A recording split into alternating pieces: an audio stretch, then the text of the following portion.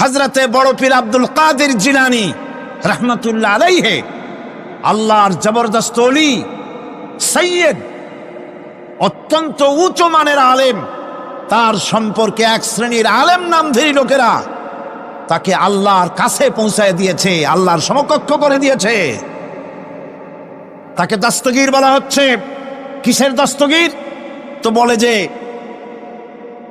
মেরাজের রাত্রে রাসূল করিম সাল্লাল্লাহু আলাইহি ওয়াসাল্লাম নাকি কোন জায়গায় আছাড় খাইছিলেন, আর উনি গিয়া তার হাত ধরেছেন, এই জন্য বলা হচ্ছে দস্তগীর। তিনি তার হাত ধরে তাকে ঠিক করে দিয়েছেন।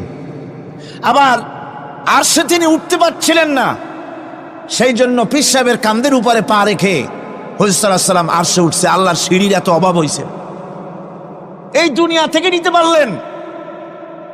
মহাশূন্য পাড়ি দিয়ে, ল অফ গ্রাভিটেশন পাড়ি দিয়ে আরশে আজিম পর্যন্ত, সিদরাতুল মুনতাহা পর্যন্ত নিলেন, আর ওইখানে বড় পীর সাহেবকে লাগলো তার কাঁধের উপরে পা দিয়ে তিনি উঠবেন।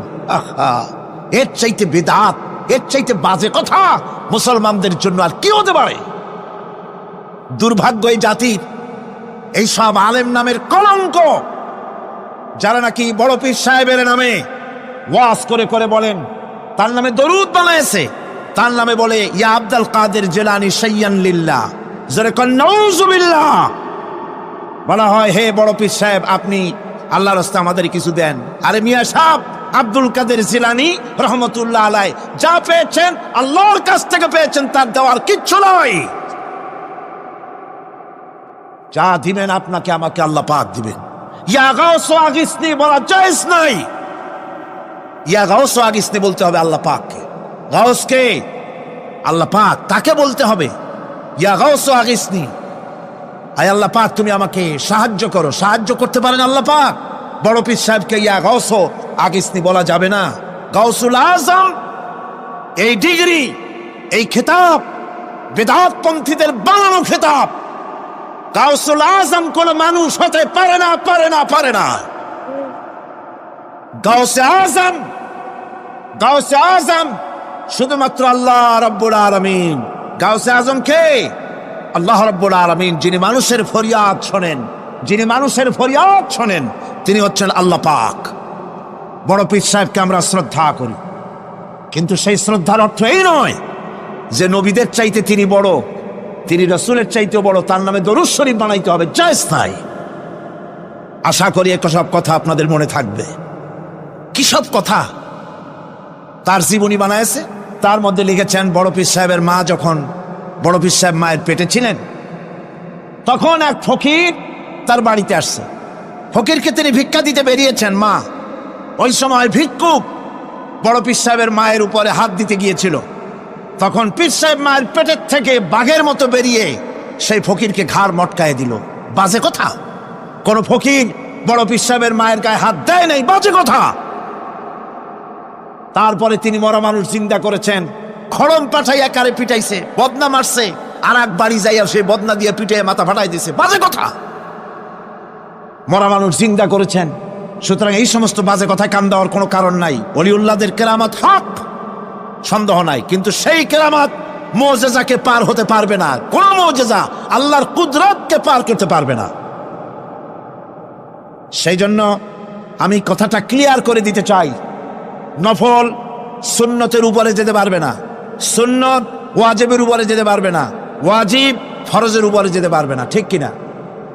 আলেম ওলামা এর মর্যাদা, পীর আলেম ওলামাদের মর্যাদা হচ্ছে তাদের মর্যাদায় তারা আছেন। এদের মর্যাদা যত বড় পীর হোক, যত বড় আলেম হোক, সাহাবীদের সমকক্ষ হতে পারবে না, পারবে না, পারবে না।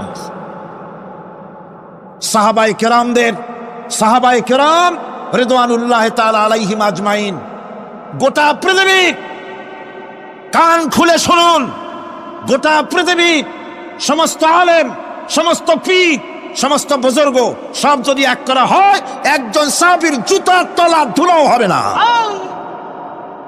যাদের উপরে আল্লাহ সন্তুষ্ট, আর আল্লাহ যাদের উপরে সন্তুষ্ট, তারাই হচ্ছেন সাহাবায়ে কেরাম রিদওয়ানুল্লাহ তাআলা আলাইহিম আজমাইন। সুতরাং ওলামা পীর বুজুর্গ সাহাবীদের সমান নয়, সাহাবীরা কোনোদিন নবীর সমান নয়, আর নবীরা কোনোদিন আল্লাহর মর্যাদার সমকক্ষ নয়। কথা ক্লিয়ার হয়েছে? সুতরাং আজ আমাদেরকে বুঝতে হবে ওয়াইয়াকা নাস্তাইন, ইয়াকা নাবুদু, তোমার ইবাদত করি, ওয়াইয়াকা নাস্তাইন, কেবল তোমার কাছেই সাহায্য চাই। খতমে গাউসিয়া বানাইছে, কোথায় পেয়েছেন? আমরা ওই ধরনের বুজুর্গদের কথা মানি না, যা কোরআনে নাই, যা হাদিসে নাই, নতুন করে যা তৈরি হয়েছে মানি না। আমাকে দেখতে হবে কোরআনে আল্লাহ পাক কি বলেছেন, হাদিস কি বলেছে। এটার নাম ঈমান, এটার নাম কি? কোরআন হাদিস পড়ে যে ঈমান আর আকীদা রক্তের মধ্যে, কলিজার মধ্যে ঢুকেছে, আমাকে যদি হত্যা করা হয়, আমাকে যদি জ্বালানো হয়, পোড়ানো হয়, এই আকীদা থেকে এক চুল সরে যাব না।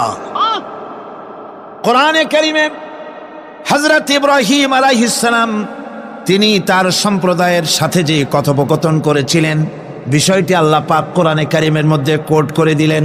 এই হেদায়েতের বিষয় সেখানে আছে বলে আল্লাহ পাক বিষয়টা কোরআনে জায়গা করে দিলেন।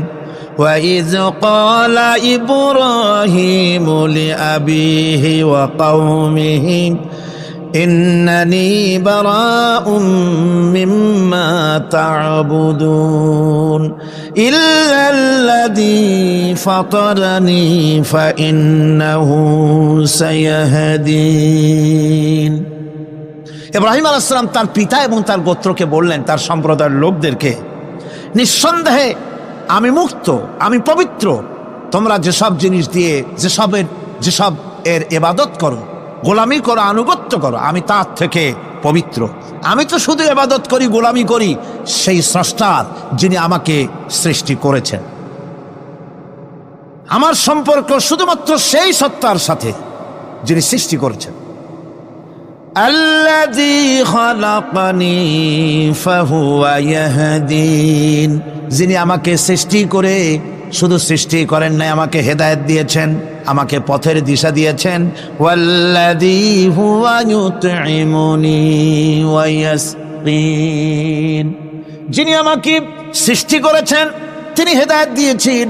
আর আমি যখন তৃষ্ণার্ত হই তিনি আমাকে পান করান, আমি যখন ক্ষুধার্ত হই তিনি আমাকে আহার দেন। ওয়া ইযা মারিদতু ফাহুয়া ইয়াশফিন, আর যখন অসুস্থ হই তখন তিনি আমাকে রোগমুক্ত করে দেন। সুবহানাল্লাহি ওয়া বিহামদি। তাহলে কি হলো? অর্থাৎ যে প্রতিপালক, তার প্রতিপালন পদ্ধতি আমার সকল প্রয়োজন মিটান, যিনি আমাকে পান করান, আহার করান, অসুস্থ হলেই যিনি আমাকে সুস্থ করেন। হেদায়েতের কামটা তিনি আরেকজনের জন্য রাখেন নাই, তিনি আমার হেদায়েতের ব্যবস্থাও করেছেন। ভাইরা আমার, আল্লাহ রাব্বুল আলামিন শুধু সৃষ্টি করেন নাই, সৃষ্টি করে হেদায়েত দিয়েছেন, মানুষকে হেদায়েতের রাস্তা বলে দিয়েছেন। সঠিক পথ কোনটি, সেই পথের কথাও তিনি পরিষ্কার করে বলে দিয়েছেন। এই জন্য আল্লাহ পাক বলেন, কোরআন মাজিদ হেদায়েতকে বিরাট দান বলে ঘোষণা করেছে। মানুষের জন্য যে হেদায়েত আল্লাহ দিয়েছেন তার সবচাইতে বড় দান, জোরে কোন সুবহানাল্লাহ। ইন্না খালাকনাল ইনসানা মিন নুতফাতিন আমশাজিন নাবতালিহি ফাজআলনাহু সামিআম বাসীরা। আমি মানুষের মিলিত শুক্র দ্বারা, নুতফা দিয়ে আমি মানুষ সৃষ্টি করেছি এবং তাকে একে একে বিভিন্ন স্তর পার করেছি। তাকে শ্রবণ শক্তি দিয়েছি, তাকে দর্শন শক্তি দিয়েছি। ইন্না হাদাইনাহুস সাবিলা ইম্মা শাকিরান ওয়া ইম্মা কাফুরা। নিশ্চয়ই আমি তাদেরকে তাদের কর্মপন্থা প্রদান করেছি, আমি তাদেরকে হেদায়েত দিয়েছি, চলার পথের দিশা দিয়েছি। এখন ইচ্ছে করলে সে কৃতজ্ঞ হতে পারে, ইচ্ছে করলে অকৃতজ্ঞতার পথও অবলম্বন করতে পারে। আমি তাকে হেদায়েত দিয়ে দিয়েছি, পথ দেখিয়ে দিয়েছি। ডান এবং বাঁ দুটি রাস্তা আল্লাহ পাক দেখিয়ে দিয়েছেন। আসহাবুল ইয়ামিন, আসহাবুল শিমাল, একটা ডানপন্থী আর একটা বামপন্থী। আমাদের দেশে কিছু লোক আছে, নাম মুসলমান, কিন্তু বলে যে আমরা বামপন্থী আন্দোলন করি। অথচ সমস্ত ডানপন্থীদের জায়গা হবে জান্নাতে, যদি জান্নাতের আমল করতে পারে। ডানপন্থীদের নেতা হচ্ছেন দুনিয়ার সমস্ত পয়গম্বরেরা, আর বামপন্থীদের নেতা হলো শয়তান। বামপন্থীদের নিয়ে শয়তান যাবে কিয়ামতে জাহান্নামে। আল্লাহ পাক রাস্তা বলে দিয়েছে। আল্লাহ রাব্বুল আলামিন বলেন, আলাম নাজআল লাহু আইনাইনি ওয়া লিসানান ওয়া শাফাতাইন ওয়া হাদাইনাহুন নাজদাইন। আমি কি তোমাদের দুটি চক্ষু দেই নাই, দেখার জন্য দুটো চোখ দেই নাই? আমি কি তোমাদেরকে কথা বলার জন্য দুটো ঠোঁট দেই নাই? এরপরে আমি কি তোমাদেরকে ভালো মন্দ বোঝার জন্য আমি কি হেদায়েত দেইনি? ভালো মন্দ সবটা বোঝার জন্য আমি তোমাদেরকে হেদায়েত দিয়েছি। সুতরাং এই হেদায়েতের রাস্তা ছেড়ে দিয়ে তোমরা নিজেদেরকে গুমরাহির মধ্যে ডুবিয়ে দিও না। আমার দেওয়া হেদায়েতের রাস্তায় নিজেদেরকে পরিচালিত করার জন্য প্রচেষ্টা করো। আল্লাহ পাক বলেন, والذين جاهدوا فينا لنهدينهم سبلنا وإن الله لمع المحسنين। যারা আমাকে পাওয়ার জন্য সাধনা করেছে তাদের পথ প্রদর্শন করা আমার জন্য অবশ্য কর্তব্য। অন্য জায়গায় আল্লাহ পাক বলেছেন, ওমান ইয়াত্তাকিল্লাহা ইয়াজআল লাহু মাখরাজা। যে ব্যক্তি আমাকে ভয় করে চলে, আমার প্রতি আশা করে, ভরসা করে, তার জন্য আমি রাস্তা তৈরি করে দিই। সুবহানাল্লাহ ওয়া বিহামদিহি। সুতরাং হেদায়েত আল্লাহ পাক দিয়েছেন, এমন নয় যে তিনি রাস্তা তৈরি করেন নাই। কোরআন খোদাই হেদায়েতের নাম দিয়েছে হুদা। খোদাই হেদায়েতের নাম কি? হুদা। এই কোরআনের এক নাম হচ্ছে, এই কোরআনের এক নাম কি? হুদা। কোরআন বলছি, فمن تبع هداي فلا خوف عليهم ولا هم يحزنون।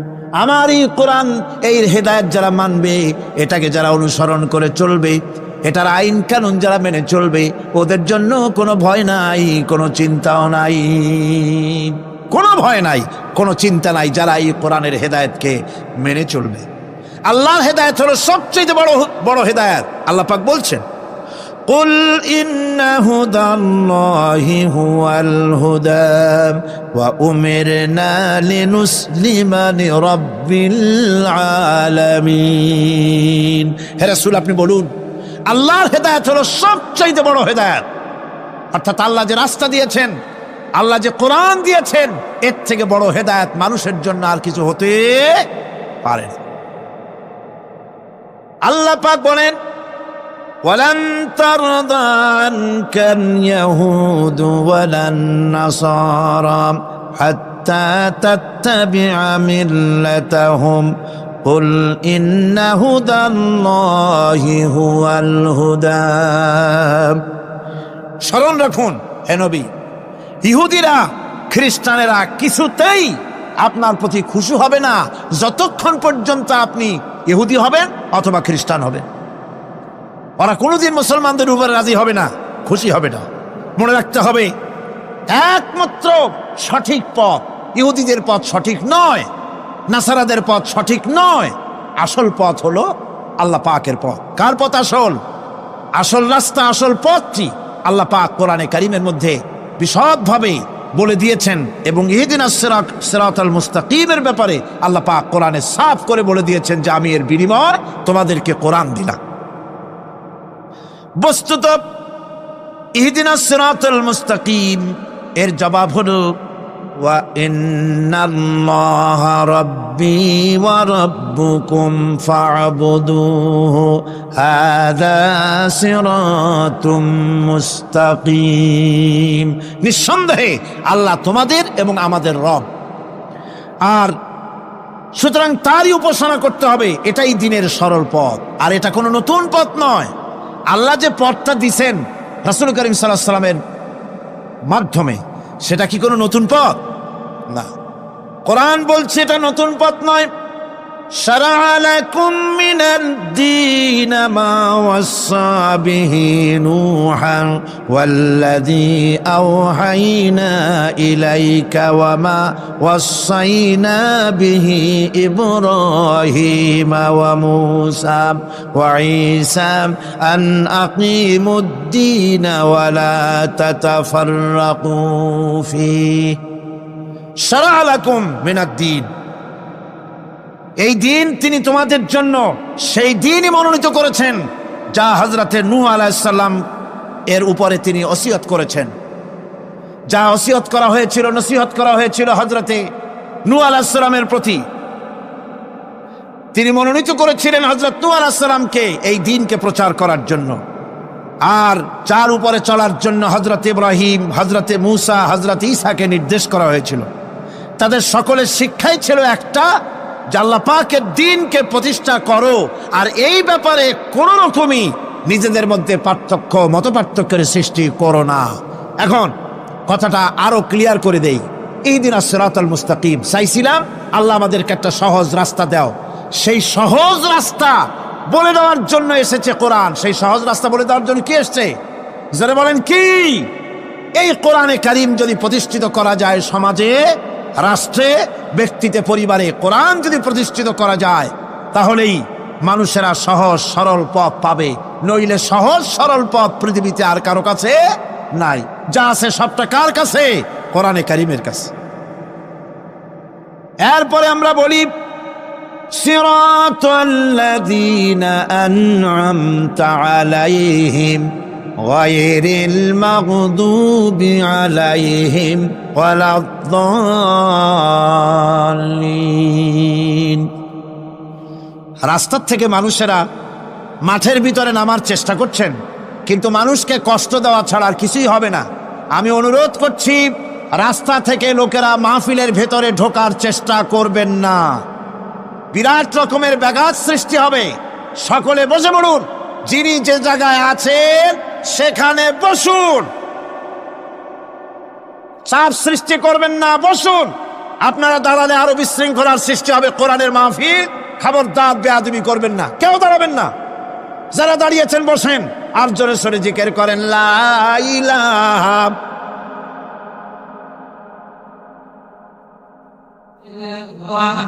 লা ইলাহা ইল্লাল্লাহ লা ইলাহা ইল্লাল্লাহ লা ইলাহা ইল্লাল্লাহ লা ইলাহা ইল্লাল্লাহ লা ইলাহা ইল্লাল্লাহ লা ইলাহা ইল্লাল্লাহ। জোরে করেন লা ইলাহা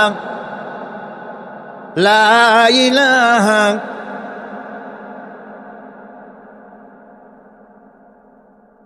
লা ইলাহা ইল্লাল্লাহ মুহাম্মাদুর রাসূলুল্লাহ। আল্লাহ আল্লাহ আল্লাহ আল্লাহ আল্লাহ আল্লাহ আল্লাহ আল্লাহ। আরো জোরে করেন আল্লাহ আল্লাহ আল্লাহ আল্লাহ আল্লাহ আল্লাহ আল্লাহ আল্লাহ আল্লাহ আল্লাহ আল্লাহ আল্লাহ আল্লাহ আল্লাহ আল্লাহ। লা ইলাহা ইল্লাল্লাহ মুহাম্মাদুর রাসূলুল্লাহ। বন্ধুগণ, এত বড় বিশাল মাহফিল, পুলিশ, আর্মি কেউ এটাকে কন্ট্রোল করতে পারবে না। এটাকে কন্ট্রোল করার দায়িত্ব আল্লাহ পাকের। কার দায়িত্ব? আল্লাহর কাছে সাহায্য চাই। আল্লাহ পাক কোরআনের মাহফিল, কোরআন শোনার জন্য মানুষের কাছে সহজ করে দাও। জোরে কোন আমিন। প্রচন্ড রকমের মানুষের চাপ সৃষ্টি হয়েছে। আপনারা রাস্তা থেকে মানুষকে চাপাচাপি করবেন না, সবাই বসেন, হাঁটতে চেষ্টা করবেন না। এত বড় মাহফিল, আপনি হাঁটিয়া মানুষকে কষ্ট দিবেন না। যারা যেখানে দাঁড়ায়ছেন সেখানে বসেন, বরকত হবে। হাঁটলে গুনাহ হবে, হাঁটবেন না। বন্ধুগণ, আমি আজ খুব লম্বা কথা বলবো না, কারণ মানুষের প্রচন্ড, অতীতের যে কোনো বছরের তুলনায় প্রচন্ড চাপ সৃষ্টি হয়েছে মানুষের। আমি কথা গোছায় আনতেছি। সিরাতুল মুস্তাকিম, এজন্য মডেল দরকার। কার অনুসরণ করব? আল্লাহ পাক শিখায়া দিলেন সিরাতাল্লাযীনা আন'আমতা আলাইহিম। পড়েন সবাই, সিরাতাল্লাযীনা আন'আমতা আলাইহিম গায়রিল মাগদুবি আলাইহিম ওয়ালাদ-দাল্লিন। আয় আল্লাহ, অনুগ্রহপ্রাপ্ত দল, সেই রাস্তা অনুগ্রহপ্রাপ্তদের রাস্তা চাই। তোমার মনোনীত ব্যক্তি অনুগ্রহপ্রাপ্ত যারা, তাদের পথ অনুসরণ করতে চাই। এই অনুগ্রহপ্রাপ্ত দল কারা, সে কথা কোরআন শরীফে বলা হয়েছে। আল্লাহ রাব্বুল আলামিন বলেন, ওয়ামান ইউতি'িল্লাহা ওয়ার রাসূল ফাউলাইকা মা'আল্লাযীনা আন'আমাল্লাহু আলাইহিম মিনান নাবিয়্যিনা ওয়াস-সিদ্দীকিন والشهداء والصالحين وحسن أولئك رفيقا।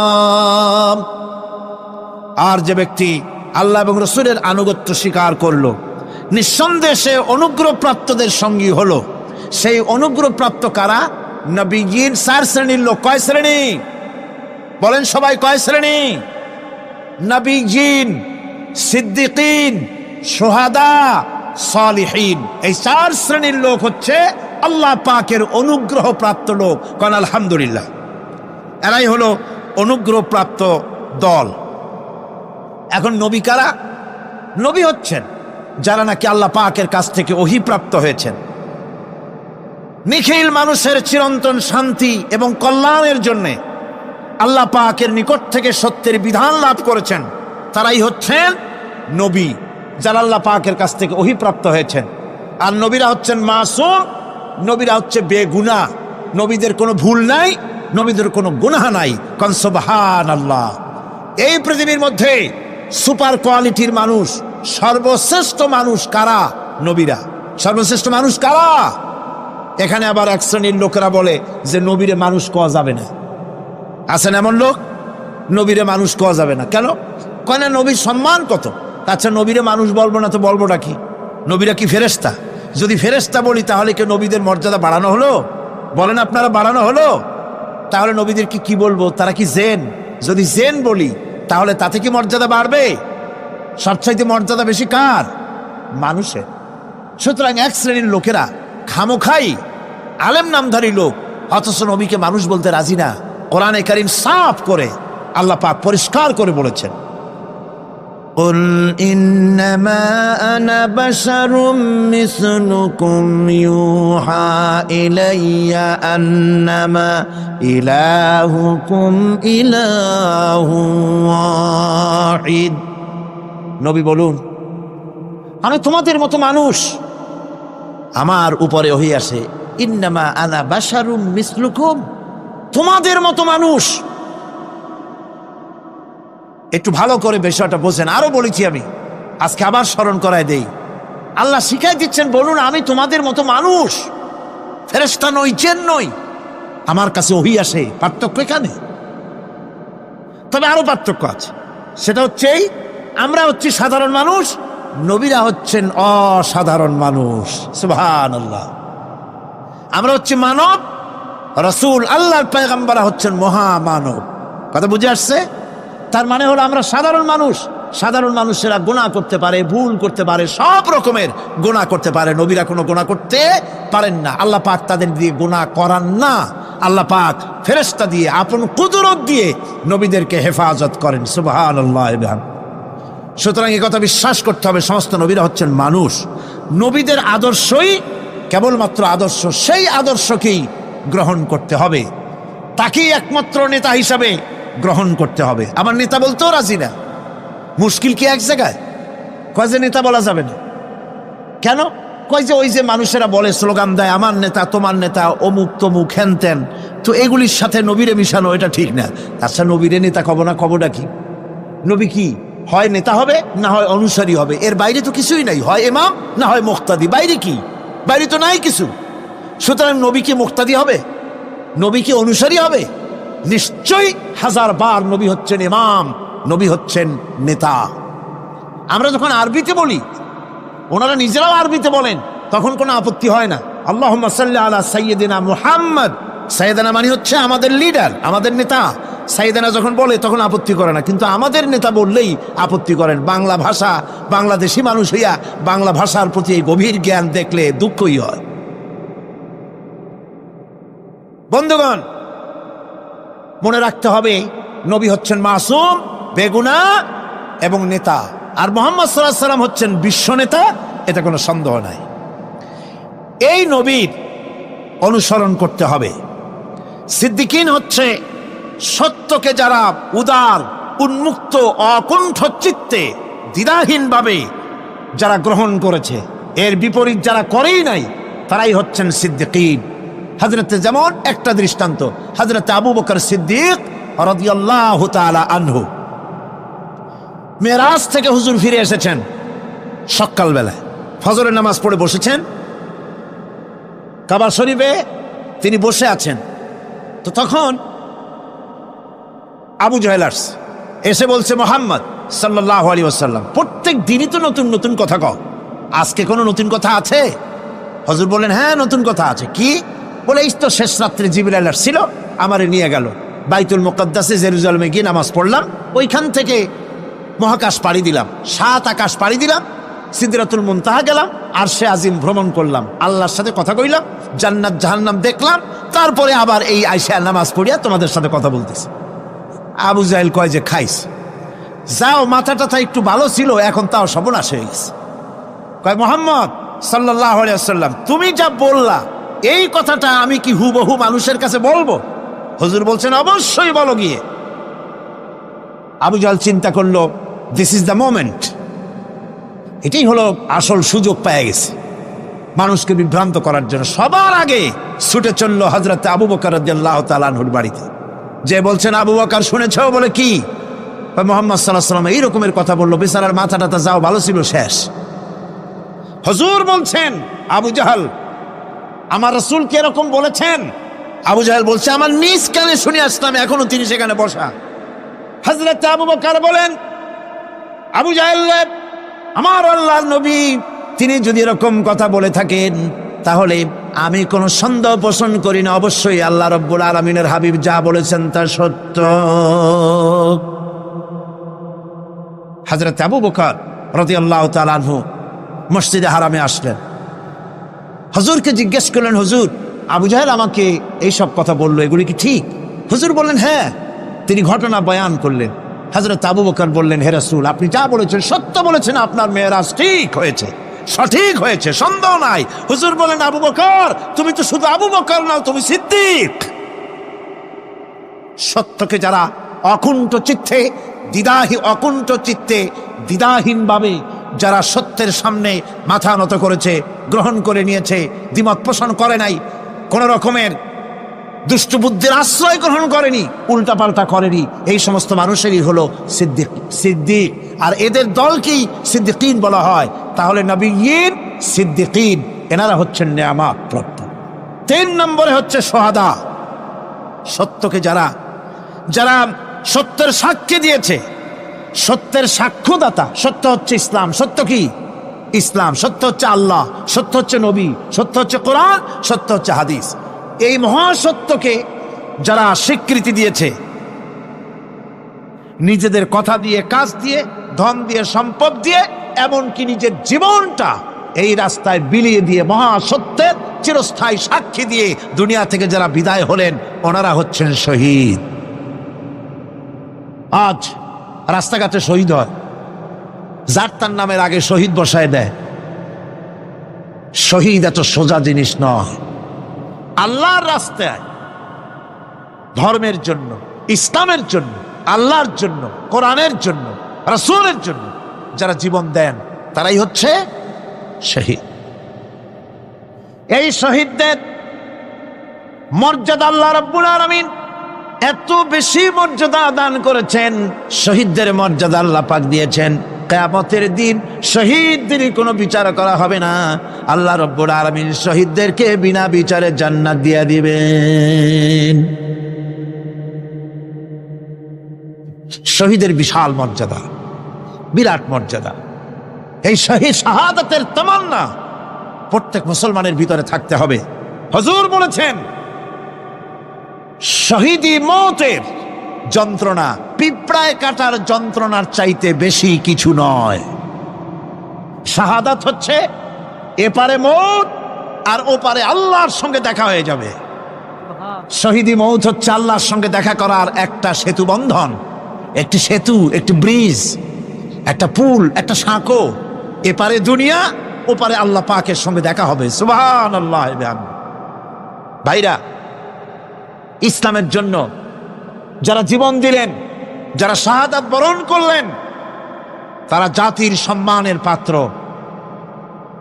সেই সম্মান, সেই মর্যাদা আল্লাহ রাব্বুল আলামিন শহীদদের প্রদান করেছেন। হযরত আব্দুল্লাহ জুলবাজাদাইন, যার কথা বুখারীতে লেখা হয়েছে। সুবহানাল্লাহ। কোন যুবক মানুষ ইসলাম কবুল করেছেন। ইসলাম কবুল করতে গিয়ে বাড়ি ঘর জায়গা জমি কিছুই ছিল না। ছোট্ট অবস্থায় বাবা মারা গেছে, চাচার ঘরে লালিত পালিত হচ্ছিলেন। এরপরে রাসূলের প্রতি ঈমান আনবেন, চাচার ভয়তে পারেন না। হুজুর হিজরত করলেন। আব্দুল্লাহ, তার নাম ছিল আব্দুল উজ্জা। তিনি চলে গেলেন চাচার কাছে। চাচা গো, মুহাম্মদ সাল্লাল্লাহু আলাইহি ওয়াসাল্লাম আল্লাহর নবী, ব্যাপারে তোমার মত কি? তিনি বলেন, আমারও তো তাই মনে হয়। যদি তাই মনে হয় তার উপর ঈমান আনবেন কিনা? চাচা বলে, না, কখনো ঈমান আনবো না। ভাতিজা বলতেছেন, চাচাজি, বছরের পর বছর ধরে অপেক্ষা করতেছিলাম, আমি আপনার অধীনে আছি বলে ইসলাম কবুল করতে পারি নাই। আমার ইচ্ছা ছিল আপনি আগে করবেন, তারপরে আপনাকে দেখা দেখি আমি করব। কিন্তু আপনি যখন ইসলাম কবুল করলেন না আর করবেন না বলে যখন ঘোষণা দিলেন, আপনাকে উপস্থিত রেখে আমি ঘোষণা দিলাম, লা ইলাহা ইল্লাল্লাহু মুহাম্মাদুর রাসূলুল্লাহ। চাচা বলছে, ভাতিজা, এর পরিণাম জানো?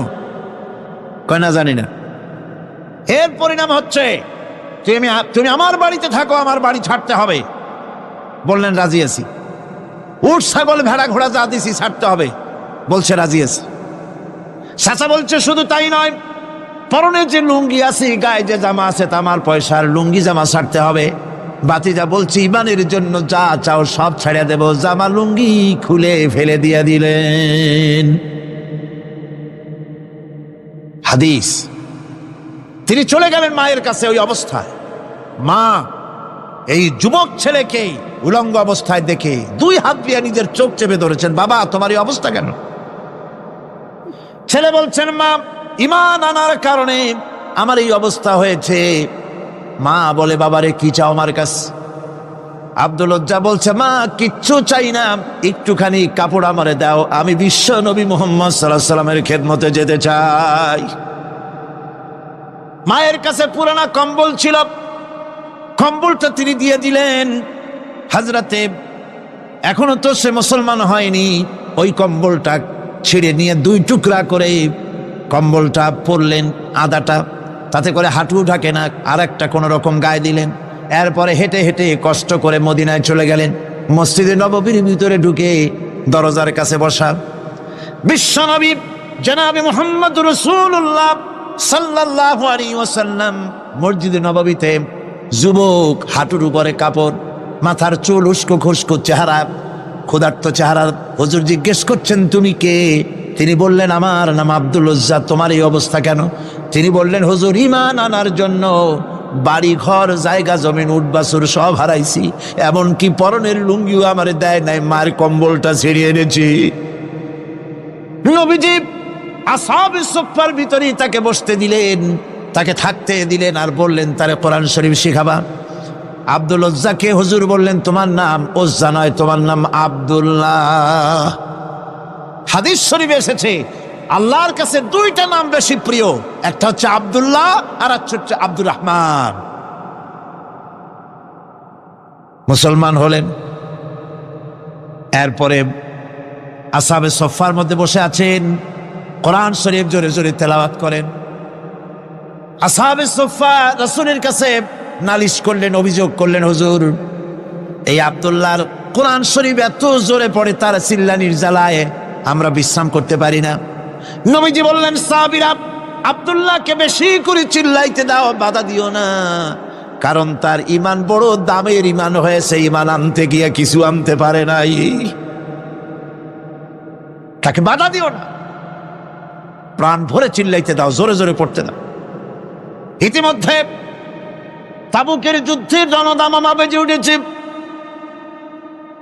রোমান সৈন্যরা হুজুরের সঙ্গে যুদ্ধ করবে, জিহাদ করবে, ইসলামকে পরাজিত করার জন্য তারা আক্রমণের প্রস্তুতি নিল। নবীজি রোমানদের সঙ্গে লড়াই হবে বলে সাহাবায়ে কেরামদের কাছে সাহায্য চাইলেন, যার কাছে যা আছে অস্ত্রপাতি জমা করো, টাকা দাও, পয়সা দাও। সবাই মিলে দিতে লাগলেন।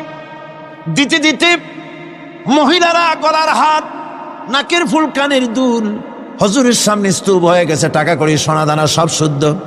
হুজুর বলছেন, সাহাবীরা সবাই তো সব জিনিস দিলে, আমার আবু বকররে দেখি না কেন? হযরত আবু বকর রাদিয়াল্লাহু তাআলা আনহু একটা পিলারের আড়ালে দাঁড়ানো ছিলেন। হুজুরের ডাক শুনে তিনি আসলেন, হাতে ছোট্ট একটা থলি, চোখে পানি। থলিটা হুজুরের হাতে তুলে দিলেন। হুজুর থলি ছাড়লেন, দেখা গেল কয়েকটা দিরহাম আর কয়েক কেজি গম, আর কিছু নাই। হুজুর তাকালেন, দেখছেন আবু বকর রাদিয়াল্লাহু তাআলা আনহু চোখের পানিতে দাড়ি ভিজে ভিজে পড়তেছে। হুজুর বললেন, আমার সাহাবীরা আজ তোমরা সকলে মিলে যে দান করেছো, সেই দানের তুলনায় আবু বকর যে দান করেছে আল্লাহ রাব্বুল আলামিনের কাছে তা বেশি মূল্য হয়েছে। মনের মধ্যে অনেকের প্রশ্ন জাগলো, কেমন করে তা হলো? আমরা এত এত দিলাম। হুজুর জিজ্ঞেস করলেন, ও সাহাবী তুমি কত দিয়েছো, বাড়ি কত আছে? তিনি বললেন, এত দিছি, এত আছে। তুমি কত দিয়েছো, কত রেখে এসেছো? প্রত্যেকে এরকম বলল। হযরতে ওসমান, হযরতে ওমর, হযরতে আলী রিদওয়ানুল্লাহ তাআলা আলাইহিম আজমাইন তারাও বললেন, অর্ধেক এনেছি, অর্ধেক থুই আসছি, 2 ভাগ এনেছি, 1 ভাগ রেখে আসছি। সব শেষে নবীজি হযরত আবু বকর রাদিয়াল্লাহু তাআলা আনহুকে প্রশ্ন করলেন, আবু বকর তুমি কি এনেছো আর বাড়ি কি রেখে এসেছো? হযরত আবু বকর বলেন, ইয়া রাসূলুল্লাহ, ইয়া হাবিবাল্লাহ, আমার বাড়িতে জাগতিক সম্পদ বলতে যা বুঝায় সবটুকু এনে নবীজির কদম মোবারকে দান করে দিয়েছি। আবু বকরের ঘরে এখন আল্লাহ আর তার রাসূল ছাড়া কোনো জিনিস বাকি নাই, যা ছিল সব এনেছি। হুজুর জিহাদে রওনা হলেন 30,000 সৈন্য সাথে, 30,000 সৈন্য নিয়ে নবীজি তাবুকের দিকে চললেন। পথের মধ্যে হযরতে আব্দুল্লাহ এসে হুজুরের সামনে দাঁড়ায় গেছেন। আব্দুল্লাহ এসে বলেন, ইয়া রাসূলুল্লাহ, একটু দাঁড়ান। এই জিহাদে মেয়ে লোক, পুরুষেরা, সাহাবীরা সবাই প্রাণ ভরে দান করলো, কিন্তু আমি এমন এক বান্দা, আল্লাহর কিছুই দিতে পারলাম না। আমার তো দেওয়ার মতো কিছুই নাই হুজুর, আমার দেওয়ার মতো কিছুই নাই। তবে আমি আপনার কাছে দোয়া চাই, আপনি দোয়া করুন, আমি যেন এই যুদ্ধে, এই জিহাদের ময়দানে আমি যেন শহীদ হতে পারি। নবীজি বললেন, একটু বাকল নিয়ে আসো গাছের। একটা গাছের বাকল আনা হলো। এই বাকলটা হুজুর নিজ হাতে আব্দুল্লাহর হাতে বাঁধা দিলেন, আর বললেন, রব্বুল আলামিন, আমি আব্দুল্লাহর রক্ত কাফেরদের জন্য হারাম করে দিলাম।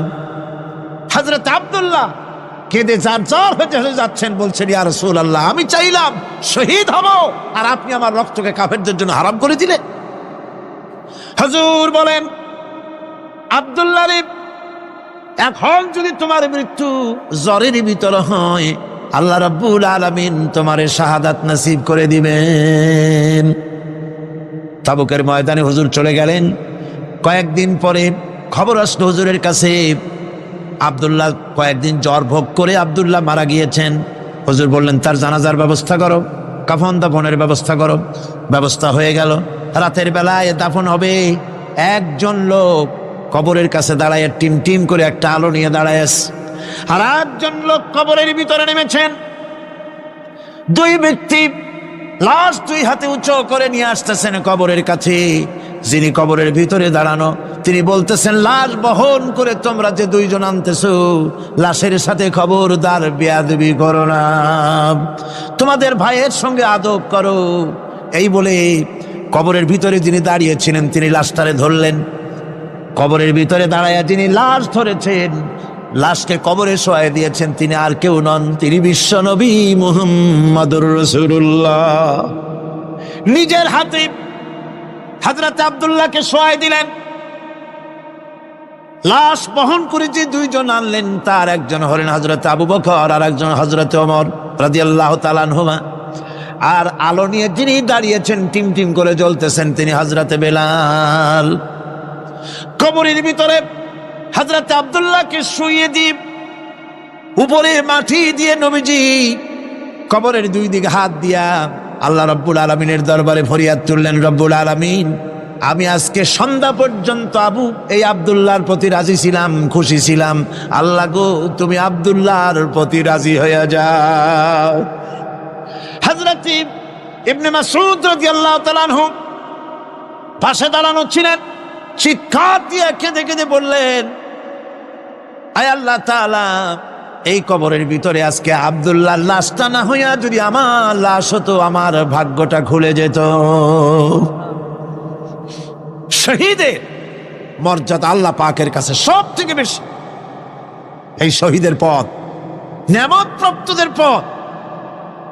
যারা নিয়ামত পেয়েছে পৃথিবীতে, নবীজিন, সিদ্দিকিন, শুহাদা, এরাই হচ্ছেন নিয়ামত প্রাপ্ত। আল্লাহর রাস্তায় জীবন দেওয়ায় যে মজা, পৃথিবীতে আর কোনো কিছুতে সেই মজা নাই। হযরত ওমর রাদিয়াল্লাহু তাআলা আনহু দোয়া করতেন, আল্লাহুম্মা রযুকনি শাহাদাতান ফি সাবিলিক ওয়াজআল মাউতি ফি বালাদি রাসূলিক। আয় আল্লাহ, তুমি আমাকে শাহাদাতের মত আমাকে দান করো। শাহাদাতের তামান্না প্রত্যেকটি মুসলমানের ভেতরে থাকতে হবে। শহীদ হওয়া যাবে ইসলামের জন্য। সময় হয়তো আসতে পারে, হয়তো এমন সময় আসতে পারে যখন কোরআনের মর্যাদাকে টিকে রাখার জন্যে, সুন্নতে নববীকে টিকে রাখার জন্যে জান দেওয়া লাগতে পারে। তখন কি আপনারা জীবন দিতে পারবেন?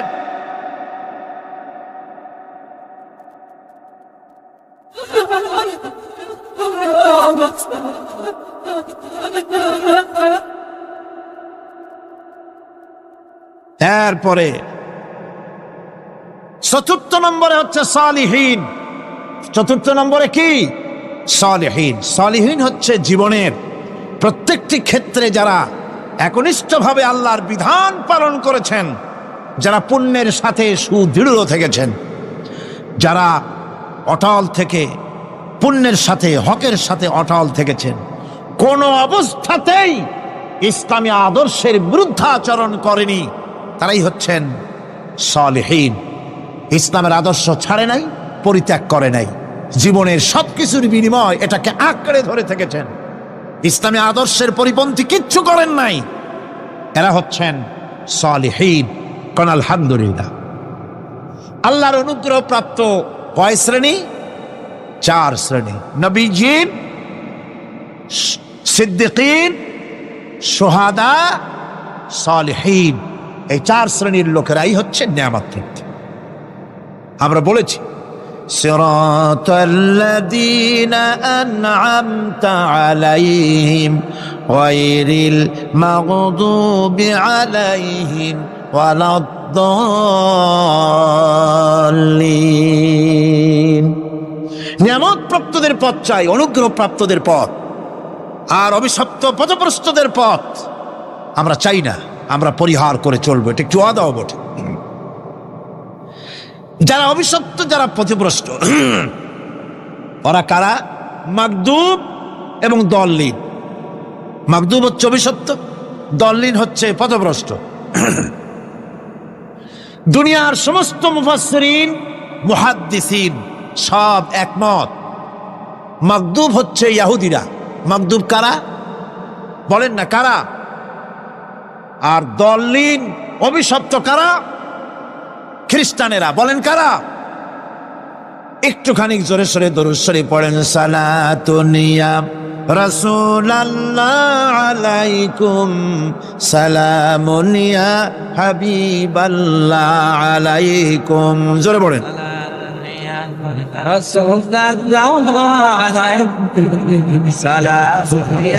একটু আদা সালাতুন ইয়া রাসূলাল্লাহ।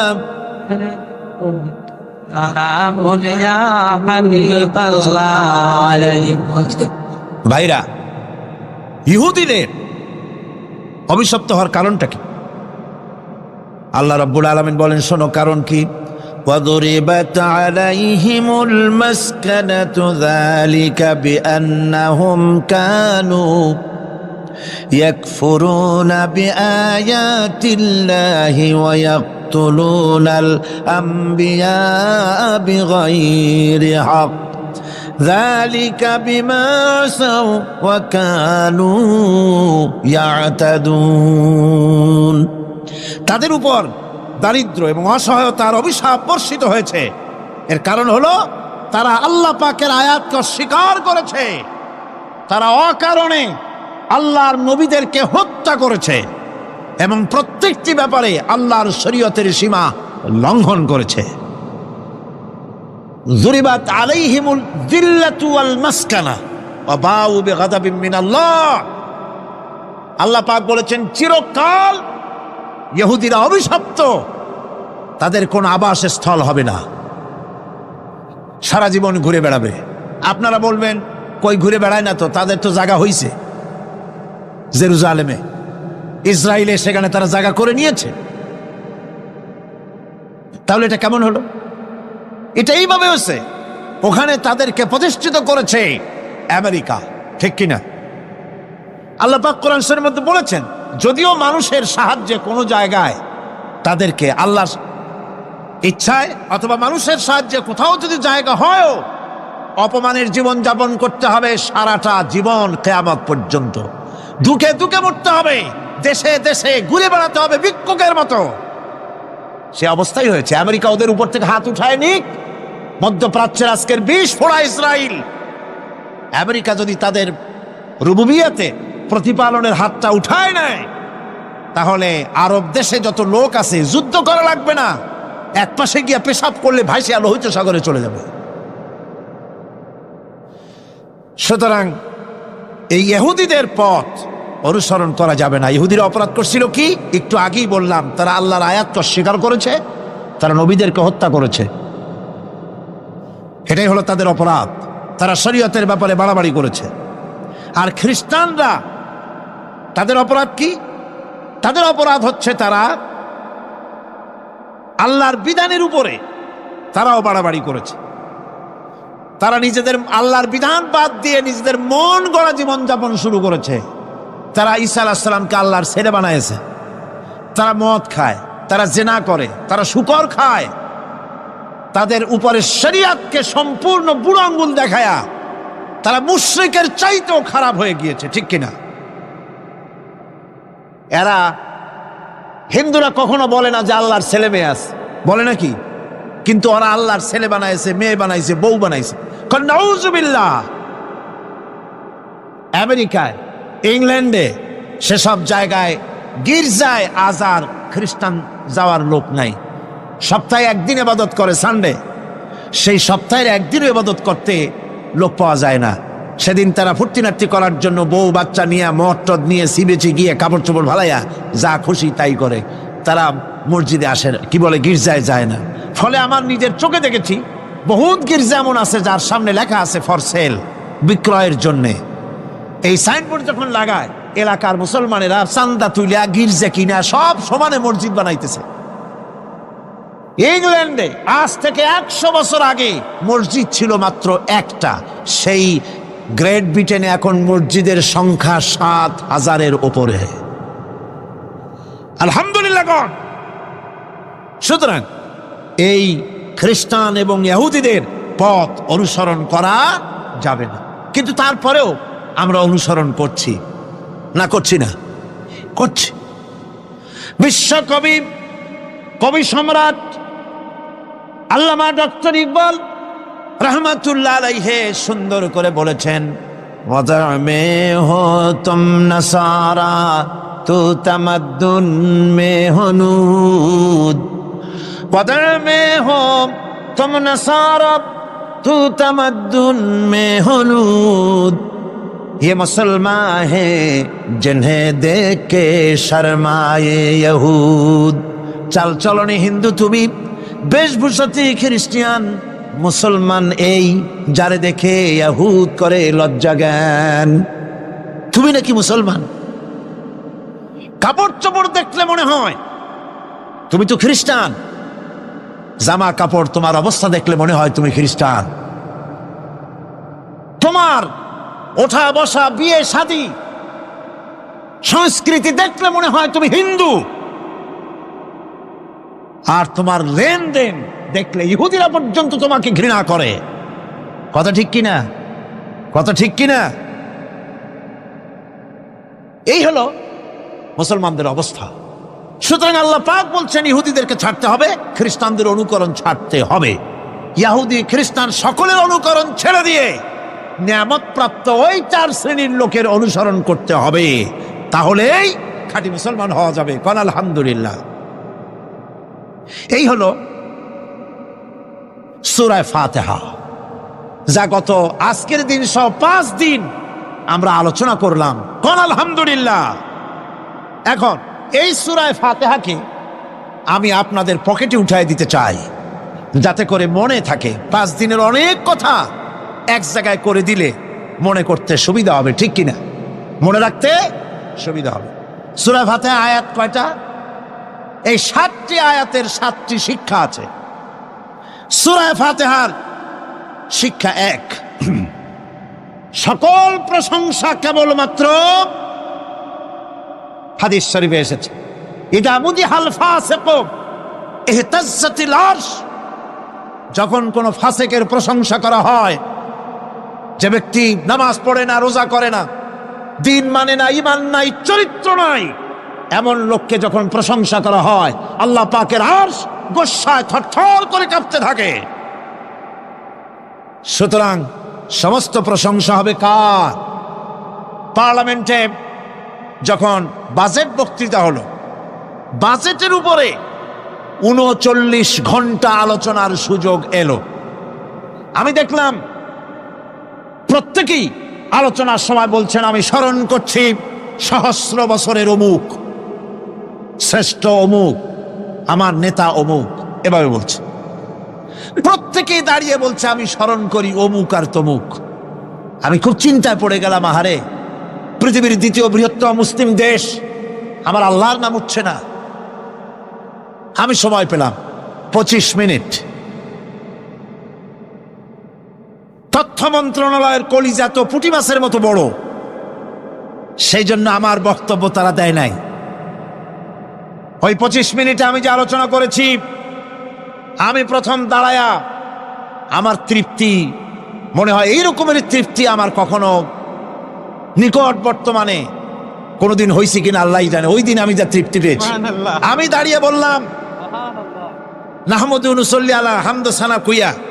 তারপরে বললাম, আমি স্মরণ করছি হৃদয়ের সবটুকুন আবেগ উজাড় করে, জীবনের সব শ্রদ্ধা একত্রিত করে আমি স্মরণ করছি। যখন বলছি, দেখি 2 দিকের মানুষ হতচকিত হয়েছে, কান্নাম কই। আমি বললাম, আমি স্মরণ করছি বিশাল ওই আকাশের মালিক, বিস্তীর্ণ এই জমিনের মালিক, কুল কায়নাতের মালিক আমার আল্লাহ রাব্বুল আলামিনকে স্মরণ করছি।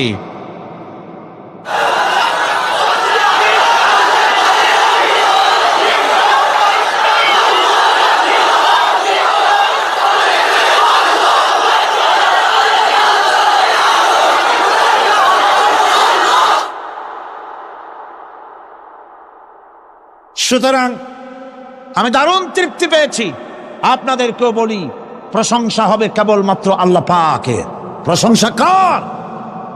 আর প্রশংসা হবে বিশ্বনবী জনাবে মুহাম্মদ রাসূলুল্লাহ সাল্লাল্লাহু আলাইহি ওয়াসাল্লাম। চিৎকার মেরে সারা জীবন আল্লাহ এবং রাসূলের প্রশংসা করতেই থাকবে ইনশাআল্লাহ। আমাদের করতে হবে, মুসলমানদের দায়িত্ব। আর প্রশংসা করব যারা আমার রসুলের আল্লাহর হুকুম মানে আর আমার রসুলের অনুসরণ অনুকরণ যারা করে তারা আমাদের সম্মানের পাত্র, আলহামদুলিল্লাহ। 2, শেষ বিচারের একমাত্র মালিক হচ্ছেন আল্লাহ পাক। সূরা ফাতিহার 2য় শিক্ষা, শেষ বিচারের দিন, ডে অফ জাজমেন্ট, শেষ বিচারের দিনের মালিককে একচ্ছত্র অধিপতি আল্লাহ রাব্বুল আলামিন। যেদিন কেউ কথা বলতে পারবে না আল্লাহ পাকের নির্দেশ ছাড়া, সেই হাসরের মাঠের একচ্ছত্র মালিক আল্লাহ পাক। সুপ্রিম কোর্টের সুপ্রিম কোর্ট, সমস্ত জাস্টিসদের জাস্টিস হবেন আল্লাহ সুবহানাহু ওয়া তাআলা। এটা হলো 2য় শিক্ষা, মনে রাখতে হবে। সেদিন আল্লাহ পাক তিনি বিচার করবেন, কঠিন বিচার হবে সেদিন, এটা মনে রাখতে হবে। 3 নম্বরের শিক্ষা হচ্ছে সূরা ফাতিহার শিক্ষা নাম্বার 3, জীবনের সকল ক্ষেত্রে গোলামি, আনুগত্য, দাসত্ব একমাত্র কেবলমাত্র শুধুমাত্র আল্লাহ রাব্বুল আলামিনের। গোলামি কার হবে? চিল্লায় বলেন, কার হবে? 3। 4 নম্বরে সাহায্য চাইতে হবে কেবলমাত্র কার কাছে? আল্লাহ পাকের কাছে। 5, হেদায়েতের গ্রন্থ হিসাবে গ্রহণ করতে হবে আল্লাহ পাকের কোরআনে কারীমকে। 6, অনুসরণ করতে হবে কেবলমাত্র নবীজিন, সিদ্দিকিন, শুহাদা, সালেহিনদেরকে। 7, জীবনের সকল স্তর থেকে ইহুদি এবং নাসারাদের প্রভাব মুক্ত করতে হবে নিজের জীবনকে। ইহুদি, নাসারা, আল্লাহ বিরোধী যারা মুশরিক, নাস্তিক, মুরতাদ, এ সবগুলি থেকে নিজেকে মুক্ত করতে হবে। গোলামি হবে কেবলমাত্র আল্লাহ পাকে। আর এইভাবে 7টি আয়াতের 7টি শিক্ষা আপনাদের সামনে পেশ করলাম। আল্লাহ রাব্বুল আলামিন এগুলি যেন মানার তৌফিক আমাদের দেন, আমরা বলি আমিন। আর জোরে বলেন আমিন। বন্ধুগণ, গায়রিল মাগদুবি আলাইহিম ওয়ালাদ-দাল্লিন আমরা পড়ি, ইহুদি এবং খ্রিস্টানের পথ অনুসরণ করব না বলি, কিন্তু এই তো 1 জানুয়ারি আসতেছে। 1 জানুয়ারি 1997 সন, 31 ডিসেম্বর রাত 12টা 1 মিনিটের সময় বাংলাদেশের শহর সমূহে বাজি পোড়ানো শুরু হয়। কথা ঠিক কিনা? আমি জিজ্ঞেস করতে চাই, এটা কি খ্রিস্টানের দেশ? জোরে বলেন, এটা কি খ্রিস্টানের দেশ? অবশ্য আমাদের দেশে খ্রিস্টান, হিন্দু, বৌদ্ধ যারা আছে তারাও আমাদের নাগরিক, সন্দেহ নাই। কিন্তু এই দেশ হচ্ছে পৃথিবীর 2য় বৃহত্তম মুসলিম দেশ। খ্রিস্টানেরা নববর্ষ উদযাপনের জন্য বাজি পোড়াক, ফুর্তি করুক, যা মোল্লায় তাই করুক, কিন্তু একজন মুসলমান এই নববর্ষ উদযাপনের জন্য বাজি পোড়াতে পারে না, বোমা ফুটাতে পারে না, ফুর্তি করতে পারে না। মানে নাই, জাস্টিফিকেশন নাই। এটা যদি করা হয় আপনি খ্রিস্টানদের গোলামি করছেন, এটাই প্রমাণিত হবে। 1 বৈশাখ নববর্ষ উদযাপন করা হয় আমাদের দেশে। আজ 2-4 বছর ধরে শুরু হয়েছে 1 বৈশাখ উদযাপন করা। 1 বৈশাখে সকালবেলায় বাসন্তী রঙের শাড়ি পরে সারা রাত রাস্তায় আলপনা এঁকে রমনা লেকের পাশে গিয়ে যুবতী আর যুবকরা বাসন্তী রঙের শাড়ি পরে সূর্য উদয়ের পানে করজোড়ে সেদিকে তাকিয়ে বলে, এসো হে নববৈশাখ, স্বাগতম হে। বৈশাখও বলে, বাবাজিরা আমারে ডাকতেছো? ওয়েট এন্ড সি, অপেক্ষা করো, আসতেছি। যে বৈশাখকে ডাকা হলো, স্বাভাবিক বৈশাখ কাল বৈশাখীর রুদ্র রূপ ধারণ করে 180 মাইল স্পিডে এসে বাড়ি ঘর কল কারখানা ভাঙ্গা জনমের মতো স্বাগতম হে।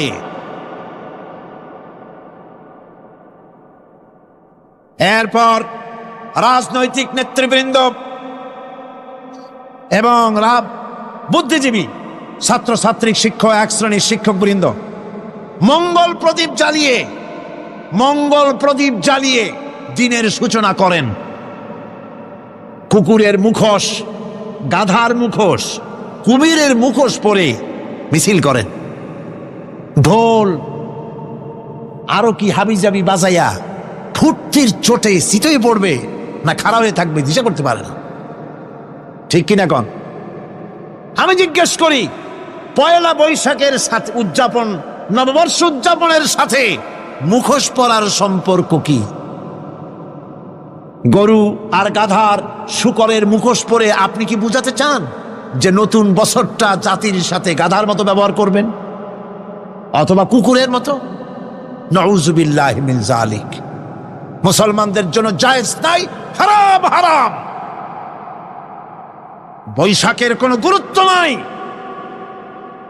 পয়লা বৈশাখ যদি কিছু করতেই হয়, হজরের নামাজ পড়ে, দরুদ পড়ে, তেলাওয়াত করে আল্লাহর কাছে মুসলমানের দোয়া করা দরকার। আল্লাহ, বিগত বছরটা পার করেছি গুনাহ করে, নাফরমানি করে, আগামী বছর আমাদেরকে নেককার বানাও, নামাজি বানাও, চরিত্রবান বানাও, দিনদার বানাও, বছরটা দেশের জন্য, জাতির জন্য কল্যাণকর করে দাও। আবু আইয়ুব আনসারীর ঘরের সামনে গিয়ে ওঠ দাঁড়িয়ে গেল। আপনারা আছেন আমার সাথে? আবু আইয়ুব আনসারী আল্লাহর নবীর আসবাবপত্র সব ঘরে নিয়ে গেলেন। রসুল মদিনাতে এসেছে, একটা বাড়িতে অবস্থান করতেছে। সংবাদ সারা মদিনায় ছড়িয়ে পড়ল। দলে দলে লোকজন রসুলের সঙ্গে সাক্ষাৎ করতে আসলো। এদের ভিতরে অমুসলিমও ছিল, মুশরিক ছিল, ইহুদি ছিল, খ্রিস্টান ছিল। ইহুদিদের একটা দল, ওই কমিউনিটির ইহুদিদের ভিতরে সবচেয়ে বড় যিনি আলেম ছিলেন, জ্ঞানী ছিলেন, বড় নেতা ছিলেন, নাম ছিল আব্দুল্লাহ ইবনে সালাম। কি নাম? যুবকরা কথা বলতেছে না, কি নাম? আব্দুল্লাহ ইবনে সালাম রসুলের সঙ্গে সাক্ষাৎ করলেন। আপাদমস্তক দেখলেন, চেহারার দিকে তাকিয়ে বললেন, মুহাম্মদ সাল্লাল্লাহু, আমি ইহুদিদের নেতা, আমার আদেশে হাজার হাজার ইহুদি অনুসরণ করে। মদিনার কমিউনিটিতে আমি সবচেয়ে বড় আলেম, তাওরাতের হাফেজ। ইন্নী সাইলুকা আন সালাসিন লা ইয়ালামুহুন্না ইল্লা নাবিয়্যুন। আমি আপনাকে তিনটি প্রশ্ন করব। আমার বিশ্বাস নবী সারা পৃথিবীর কেউ এই তিনটি প্রশ্নের অ্যান্সার জানে না। একমাত্র নবীরা এই তিনটি প্রশ্নের অ্যান্সার বলতে পারবে, পৃথিবীর আর কেউ পারবে না। আপনি যদি সত্যিকার অর্থে রাসূল হবেন, নবী হবেন, তাহলে আমার প্রশ্নের জবাব দিন। রাসূল বললেন, তুমি প্রশ্ন করো। তিনি বললেন, আমার প্রথম প্রশ্ন হলো, আউয়ালু আশরাতুস সাআ মা হিয়া? মা হিয়া আউয়ালু আশরাতুস সাআ? কিয়ামত তো হবেই, পৃথিবী ধ্বংস তো হবেই, সাধারণ পৃথিবী আসমান জমিন সহকারে সব ধ্বংস হয়ে যাবে। কিন্তু কিয়ামত ধ্বংস, পৃথিবী ধ্বংস হওয়ার আগে কিছু কিছু আলামত ঘটবে। কিয়ামত, পৃথিবী ধ্বংস হওয়ার আগে বড় বড় কিছু আলামত সংঘটিত হবে। তার ভিতর থেকে পৃথিবী ধ্বংসের, কিয়ামতের বড় বড় আলামতের প্রথম আলামতটা কি? দ্বিতীয় প্রশ্ন, ইয়া রাসূলুল্লাহ, আউয়ালু তুআমিন ইয়াকুলু আহলুল জান্নাহ? জান্নাতের সেই প্রথম খাদ্য কি, যেটা জান্নাতীরা প্রবেশ করেই খাবে? তৃতীয় প্রশ্ন হলো, মা হিয়া ইয়ানজাউল ওয়ালাদু ইলা আবিহি ওয়া ইলা উম্মিহি? কখন সন্তান তার মায়ের মতো হয়, কখন সন্তান তার বাবার মতো হয়? রাসূল বললেন, আব্দুল্লাহ ইবনে সালাম, তুমি এখন আমারে প্রশ্ন করেছো, কিছুক্ষণ আগে জিব্রাইল তোমার প্রশ্নের অ্যান্সারগুলি আমারে জানিয়ে দিয়ে গিয়েছে। তোমার প্রশ্ন হচ্ছে কিয়ামতের প্রথম আলামত কি? আছেন আপনারা? কিয়ামত তো হবেই, এটাকে অস্বীকার করার কোনো সুযোগ, কিন্তু কবে হবে, কখন হবে? ইন্নাল্লাহা ইনদাহু ইলমুস সাআ, সেটা আল্লাহ ভালো জানেন। জিব্রাইল রাসূলুল্লাহকে প্রশ্ন করেছে, ও রাসূল, কিয়ামত কখন হবে আপনি বলেন। রাসূল বলছিলেন, মাল মাসউলু আনহা বিআলাম মিনাস সাইল। জিব্রাইল, আমি জানি না, আপনি জানলে বলেন। কিয়ামত কবে হবে সেই দিন তারিখ জানা নাই, তবে যেদিন পশ্চিম দিক থেকে সূর্য উদিত হবে তার 120 বছর পরে কিয়ামত হবে। আল্লাহু আকবার বলেন। আমার প্রিয় সুদীপ, জিব্রাইল বলল, আব্দুল্লাহ ইবনে সালাম বলল, হে রাসূল, কিয়ামত তো হবেই, কিন্তু কিয়ামত সংগঠিত হওয়ার আগে যে বড় বড় আলামতগুলি ঘটবে তার প্রথম আলামতটা কি? রসুল বললেন প্রথম আলামত হলো ওহিয়া নারুন তাহশুরুন নাস মিনাল মাশরিকি ইলাল মাগরিব। কিয়ামতের প্রথম আলামত হলো পূর্ব দিক থেকে একটা আগুনের কুণ্ডলী বের হবে, আগুনের ধোঁয়া বের হবে, জাপান থেকে বের হবে। কোন দিক থেকে? এই আগুনের কুণ্ডলী ভারত, পাকিস্তান, চীন, মঙ্গোলিয়া সহকারে বাংলাদেশ সহ এই পূর্বাঞ্চলের মানুষদেরকে তাড়ায়া পশ্চিম দিকে নিয়ে যাবে। আল্লাহু আকবার। এমন এক আগুন পূর্ব দিক থেকে আল্লাহ বের করে দিবেন যে আগুনকে নিবানোর মতো ক্ষমতা পৃথিবীর কারো থাকবে না। এখন তো নিমতলিতে আগুন লাগলে বন্ধ করা সম্ভব, পানি ডাললে আগুন নিভে যায়, লঞ্চের মধ্যে আগুন লাগলে সেটাও নিবানো সম্ভব, বিমানের মধ্যে আগুন লাগলেও নিবানো সম্ভব। কিন্তু কিয়ামতের প্রথম আলামত হিসাবে যে আগুনটা আল্লাহ পূর্ব দিক থেকে বের করে দিবেন, ওই আগুনকে নিবানোর মতো ক্ষমতা পৃথিবীর কোনো ফায়ার সার্ভিসের নাই। এটা প্রথম আলামত। বুঝতেছেন কথা? তুমি প্রশ্ন করেছো আউয়ালু তুআমিন ইয়াকুলু আহলুল জান্নাহ, জান্নাতি লোকেরা যখন জান্নাতে যাবে তখন জান্নাতে তো খাবারের কোনো অভাব নাই, ঠিক কিনা? আদমকে আল্লাহ বলছেন ওয়াকুলা মিনহা রাগাদান, আদম যা খুশি তা খাও, যত ইচ্ছা তত খাও, কারণ বেশি খাওয়ার জায়গা হলো জান্নাত, কম খাওয়ার জায়গা হলো দুনিয়া। সুবহানাল্লাহ বলবেন না? আর আমরা এখন মনে করি না বেশি খাওয়ার জায়গাটাই দুনিয়া, তাই ইচ্ছা মতো খায়, নিজেরটাও খায়, পরেরটাও খায়। খাওয়ার জন্য এত খাওয়া খায়, দেশের ব্যাংকে জায়গা হয় না, তাই বিদেশের ব্যাংকও টাকা পাঠায়। কথা বলেন ঠিক কিনা? এমন খাওয়া খায়, সব খাওয়ার হিসাব নিবেন কে? হাসিবু কাবলা আন তুহাসিবু, আমি আল্লাহ ধরার আগে নিজেদেরকে একটু হিসাব করো, হিসাব কিন্তু হবে। কথা বলেন ঠিক কিনা? তো জান্নাত হচ্ছে বেশি খাওয়ার জায়গা, ঠিক কিনা বলেন?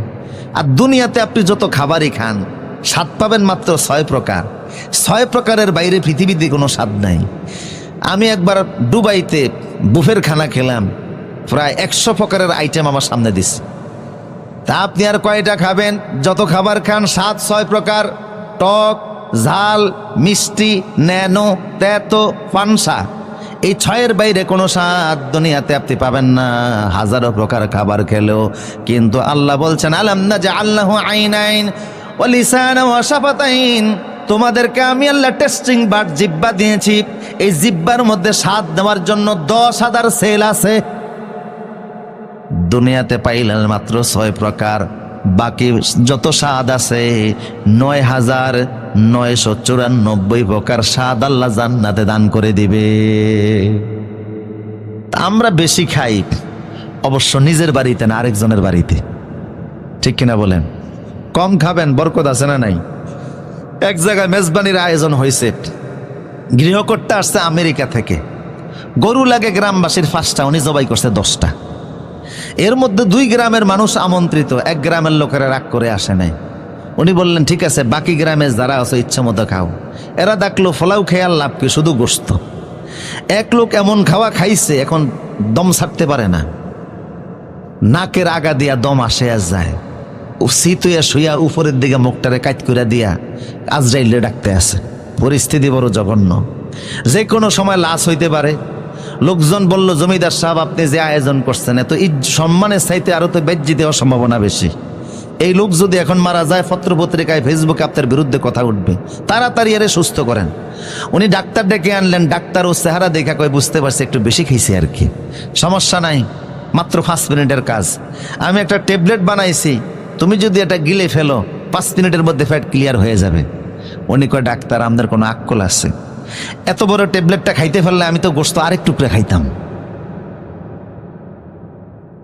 হযরতে ওমর মদিনাতে একজন ডাক্তার গিয়েছিল, মিশরের বাদশা মুকাউকাস মদিনাতে ডাক্তার পাঠাইছে মদিনার মুসলমানদের চিকিৎসার জন্য। 6 মাস চেম্বার খুলে ডাক্তার বসেছিল, কোনো রুগী তালাশ করে পায় নাই। ওমরকে বলল, ওমর তোমাদের মদিনার মুসলমানরা কেউ অসুস্থ হয় না? ওমর বলল, শোনো আমরা সেই জাতি যারা রসুলের সুন্নত তরিকায় খাবার খাই। লা নাকুলু হাত্তা নাজুয়া, আমরা খিদা না লাগলে খাই না, আবার খিদা থাকতে থাকতে খাবার পরিহার করি। রসুলের সুন্নত অনুযায়ী খাবার খেলে কঠিন রোগে আক্রান্ত হওয়ার কোনো সম্ভাবনা নাই। আমার প্রিয় সদে, কষ্ট হচ্ছে নাকি আপনাদের? আব্দুল্লাহ ইবনে সালাম, তুমি প্রশ্ন করেছো জান্নাতীদের প্রথম খাদ্য কি হবে? জান্নাতেতে কোনো খাবারের অভাব নাই, কিছু খাবার হবে ও উতুবি মুতাশাবিহা, দুনিয়ার খাবারের মতো কিছু খাবার থাকবে, দেখলে চিনা যাবে এটা দুনিয়াতেও খাইছি। আবার কিছু খাবার থাকবে মালা আইনুন রাআত ওয়ালা উযুনুন সামিআত ওয়ালা খাতারা আলা কালবি বাশার, চোখেও দেখো নাই এমন হাজারো আইটেম জান্নাতে আছে না নাই? কিন্তু সর্বপ্রথম যে খাবারটা আল্লাহ জান্নাতীদের মুখের সামনে তুলে ধরবেন সেটা হলো কাবাতে হুত। কিছু মাছ আছে, দামি কিছু মাছ থাকবে জান্নাতে, ওই মাছের কলিজার পাশে অতিরিক্ত একটা অংশ থাকবে, এটা বড় দামি জিনিস, কলিজা না, মাছের কলিজার পাশে অতিরিক্ত চর্বিযুক্ত একটা অংশ থাকবে, ওই জিনিসটা এত স্বাদ হবে, ওইটা দ্বারা জান্নাতীদেরকে আল্লাহ সর্বপ্রথম আপ্যায়ন শুরু করবে। তোমার প্রশ্ন হচ্ছে, সন্তান কখন বাবার মতো হয়, সন্তান কখন মায়ের মতো হয়? অনেক সময় সন্তানদের চেহারা বাবা মার চেহারার কাছাকাছি হয় না?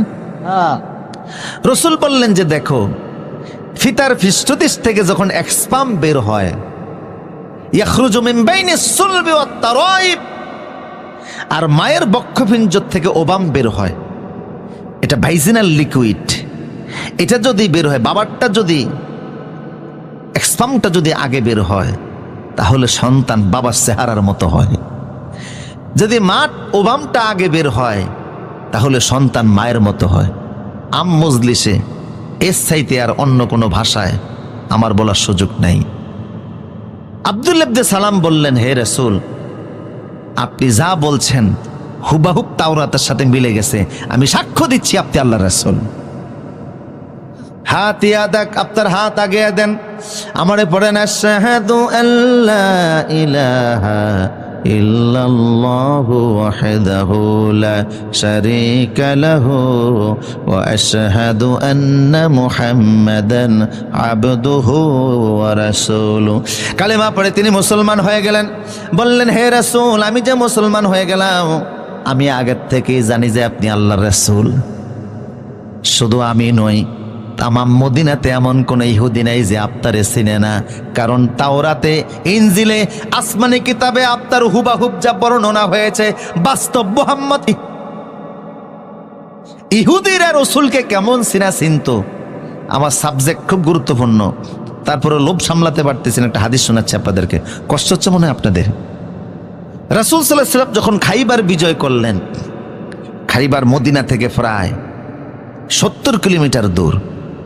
খাইবার বিজয়ের পরে গনিমতের মাল হিসাবে যত সম্পদ, নারী আর শিশু মুসলমানদের হাতে আসলো, এগুলি বন্টিত হয়ে গেল। এর মধ্যে কিছু নারীরা ছিল, তারাও সাহাবীদের মাঝে বন্টিত হলো। আপনারা বুঝতেছেন কথা? তার মধ্যে একজন নারী হযরতে সাফিয়া রাদিয়াল্লাহু তাআলা আনহা, তিনি আমাদের আম্মা জান উম্মুল মুমিনিন, তিনি হযরত দাহিয়া কালবির ভাগে পড়ছেন। সাজ্জাদা সাফিয়া রাসূলুল্লাহর কাছে প্রস্তাব পাঠালেন যে আমরা এখন পরাজিত, আমার বাপদাদা আপনার হাতে মারা গেছে, গোটা খাইবার কমিউনিটি আপনার হাতে চলে গেছে, ধন সম্পদ যা পাইছেন সব ভাগ কইরা নিছেন, কোনো আপত্তি নাই, কিন্তু আমি একজন নারী, সাধারণ নারী না। আমার বাবা হচ্ছে হুয়াই ইবনে আখতাব, যিনি গোটা ইহুদিদের নেতা, প্রেসিডেন্ট এই এলাকার। আমি হারুন নবীর বংশধর, মুসা আলাইহিস সালামের বড় ভাই হারুনের বংশধর আমি। কাজে আমারে জাত্তার কাছে তো আপনি বিয়ে দিতে পারেন না। বিয়ের ক্ষেত্রে আপনার নিয়ম অনুযায়ী একটা তরিকা আছে, একটা সমতা আছে, আছে না নাই? সমতা নাই বিদায় আজকে আমাদের দেশে ডিভোর্সের সংখ্যা বাড়তেছে। অপরিপক্ক বয়সে ছেলে মেয়ে প্রেম করে এমন এক জায়গায় চলে যায়, বাবাও অনেক সময় লোক লজ্জায় শরমে পরিচয় পর্যন্ত দিতে পারেন, এরকম আছে না নাই? মেয়েটাকে বাবা যেই পরিবেশে বড় করলেন, শিক্ষা দিলেন, মানুষ করলেন, স্বামীর সংসারে গিয়ে যদি ওই রকম না পায়, অশান্তি আছে না নাই? শেষ পর্যন্ত জীবনও শেষ করে দেয়। ইসলামে বিয়ের সমতা আছে। আপনি আমারে বিয়ে করুন ইয়া রাসূলুল্লাহ, অন্য কাউকে দিয়েন না। রসুল দেখলেন ঠিকই তো, মেয়েটা উচ্চ বংশের মেয়ে, হারুন নবীর বংশধর, নেতার মেয়ে। রসুল সাফিয়াকে আজাদ করে নিজে বিবাহ করলেন। বাসর করে যখন রাসূলুল্লাহ গেলেন, আল্লাহর নবী তাকিয়ে দেখে হযরত সাফিয়ার গালের মধ্যে 5 আঙ্গুলের দাগ। রসুল বললেন, সাফিয়া রে, তোমার গালের মধ্যে এত জোরে কে মেরেছে? 5 আঙ্গুলের দাগ লেগে আছে। সাফিয়া বললে, ইয়া রাসূলুল্লাহ, আজকে সকালবেলা খাইবার আপনারা বিজয় করেছেন। গতকাল রাতে আমি আমার পূর্বের স্বামী ইহুদি স্বামীর সঙ্গে ঘুমিয়েছিলাম। রাত যখন গভীর হয়ে গেল আমি একটা স্বপ্ন দেখলাম। কি স্বপ্ন দেখেছ? স্বপ্নের কথা বলতেই স্বামী আমার গালে থাপ্পড় লাগিয়েছিল। কি এমন স্বপ্ন দেখলা যে তোমার স্বামী তোমাকে থাপ্পড়ে দিল? সাফিয়া বলছে রাদিয়াল্লাহু তাআলা আনহা, ইয়া রাসূলুল্লাহ, আমি স্বপ্নের মধ্যে দেখি আকাশের চাঁদ নামতে নামতে, আকাশ থেকে চাঁদটা নামতে নামতে আমার ডান কোলের মধ্যে চলে এসেছে। আমি এই স্বপ্ন দেখার পরে ঘুম থেকে জেগে গেলাম। আচমকা আমার ঘুম ভেঙে গেল। স্বামীকে ডেকে বলছে, স্বামী রে, কি স্বপ্ন দেখলাম? আকাশের চাঁদ আমার কোলের মধ্যে চলে এসেছে। স্বামীর শরীরে যেই পরিমাণ শক্তি ছিল সমস্ত শক্তি একত্রিত করে আমার ডান গালে 5 আঙ্গুল দিয়ে একটা থাপ্পড় বসিয়ে দিয়ে বলল, আহারে, তোর নিয়ে আমার দুঃখ হয়, তুই তো আমার থাকবি না, তুই অচিরেই মুহাম্মদের স্ত্রী হয়ে যাবি। আমার ইহুদি স্বামী সেও বুঝতে পেরেছে এই চাঁদ পৃথিবীর আর কেউ হতে পারে না, এই চাঁদ হচ্ছে মুহাম্মদ সাল্লাল্লাহু আলাইহি সাল্লাম। আল্লাহু আকবার। ইয়ারিফুনাহু কামা ইয়ারিফুনা আবনাআহুম। ওরা ওদের সন্তানদেরকে এতটা চিনতো না, আপনি যে রাসূল তারা এইভাবে জানতো। বুঝতেছেন কিনা? প্রসূতি আব্দুল্লাহ ইবনে সালাম বলছে, আপনি যে আল্লাহর রাসূল ওরা ভালো করে জানেন, কিন্তু ওরা গাদ্দারি করে, এদের পুরানো রীতি, ঠিক কিনা বলেন? এরা একদিনে পৃথিবীর 112 জন নবীকে হত্যা করেছে। এই ইহুদি জাত, পৃথিবীর এমন কোনো মানুষ নাই, এমন কোনো যুগ নেই যেই যুগে মানুষকে কষ্ট দেয় নাই। আজকের পৃথিবীতে এরা সবচেয়ে বেশি অশান্তির কারণ। ইউক্রেনে হামলা হয়েছে, আমি যুদ্ধ বন্ধ হইতে দোয়া করি নাই। এর আগে ইরাকে হামলা হয়েছে, দোয়া করছে। কথা কোন ঠিক কিনা? আফগানে হামলা হয়েছে, দোয়া করছে। কারণ ইউক্রেনের মূলত যুদ্ধ ইহুদি আর নাস্তিকদের যুদ্ধ। কথা বলেন ঠিক কিনা? 1991 সালে মার্কিন যুক্তরাষ্ট্রে একজন নাগরিক একটা বিড়ালকে হত্যা করেছিল। সেই অপরাধে ওই নাগরিকের বিরুদ্ধে মামলা হয়েছে মার্কিন যুক্তরাষ্ট্রে। $6,000 মার্কিন তার বিরুদ্ধে জরিমানা হয়েছে। বিড়াল হত্যার অপরাধে মার্কিন আদালতে বিচার হয়, $6,000 মার্কিন জরিমানা হয়। অথচ 2.5 বছরে ইতিহাসের জঘন্যতম নিকৃষ্ট পাপিষ্ঠ মিস্টার বুশ ইরাকে 18 লক্ষ মুসলমানকে হত্যা করেছে। তার বিরুদ্ধে মামলা, বিচার হওয়া তো দূরের কথা, মার্কিন আদালতে একটা মামলাও হয় নাই। কথা বলেন ঠিক কিনা? তোমাদের এই জাতিসংঘ, এটাকে আমরা খ্রিস্টান ক্লাব মনে করি, এছাড়া আর কিছু নয়। তবে দুঃখ লাগে, আজকের পৃথিবীর প্রায় 70% সম্পদ মুসলমানদের হাতে। 57টি স্বাধীন মুসলিম দেশ, তেল গ্যাস সহকারে আল্লাহ কি আমাদেরকে দেন নাই? আমরা ঐক্যবদ্ধ হলে কাফের মুশরিক পালিয়ে যাওয়ার রাস্তা খুঁজে পেত না। প্রসূতি ইম্পর্টেন্ট আলোচনা সামনে, একটু কষ্ট দিচ্ছি আপনাদেরকে, যদি একটু সামনের দিকে আসতেন। জায়গা কম হয়ে গেছে, হ্যান্ডেল বড় করলে ভালো হতো। আমানুল্লাহপুরের ভাইরা যার যার আমানত নিয়ে সামনে আসেন, জুতা, মোবাইল, মানিব্যাগ, চশমা, ছাতাও যদি থাকে সামনের দিকে আসেন। একটু ফাঁকা জায়গাগুলি পূরণ করে সামনের দিকে আগে বসেন, যেহেতু দাঁড়ানো ভাইরা, পিছনের ভাইরা এসে বসতে পারে। শব্দ হবে না, আওয়াজ হবে না।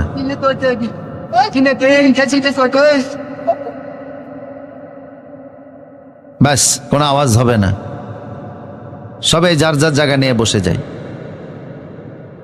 উচ্চকণ্ঠ বলিত আল্লাহু আকবার, পুরুষ সূচিত আওয়াজ দিয়ে বলুন আল্লাহু আকবার। আমার প্রিয় সুধী, মনোযোগ আছে তো আপনাদের? আব্দুল্লাহ ইবনে সালাম বলল, হে রাসূল, ওরা যদিও জানে তারপরও আপনাকে ওইভাবে তারা রিসিভ করবে না, কারণ এই গাদ্দারি তাদের পুরাতন অভ্যাস। কিছুক্ষণ পরে ইহুদিরা আপনার সঙ্গে সাক্ষাতে আসবে।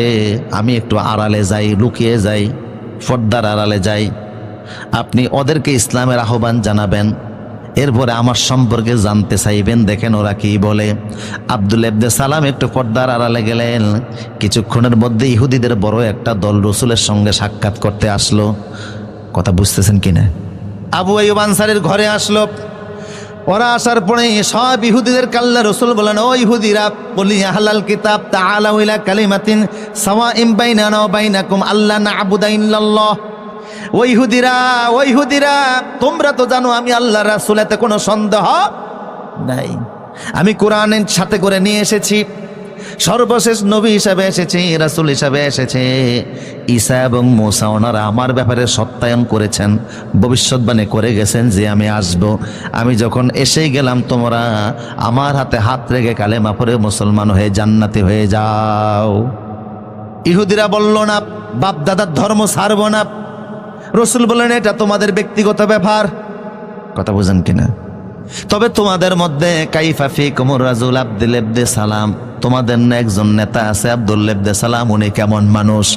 সবাই বলল, ক্বালু হুয়া আখিয়ারুনা ওয়া আবুহু আখিয়ারুনা। আমাদের কমিউনিটির যিনি আব্দুল ইবনে সালাম যার নাম আপনি বললেন, উনি আমাদের মধ্যে সবচেয়ে শ্রেষ্ঠ মানুষ, ওনার বাবাও সবচেয়ে শ্রেষ্ঠ মানুষ। ও আলামুনা ও আলামু আবুনা, তার বাবা আমাদের সমাজের সবচেয়ে বড় আলেম, উনিও আমাদের সবচেয়ে সমাজের বড় আলেম। আমাদের কমিউনিটিতে ইহুদি পাড়ায় ওনার চাইতে বড় আলেম কেউ নাই, সব ওনার চাইতে ভালো মানুষ আর কেউ নাই। রাসূল বলেন, আচ্ছা, সে আব্দুল ইবনে সালাম যদি কালেমা পড়ে মুসলমান হয়ে যায়, তোমরা কি মনে করো? কয়, আল্লাহ হেরে মাফ করুক। এটা জীবনও হতে পারে না, আমাদের নেতা বুঝে কালেমা পড়বে।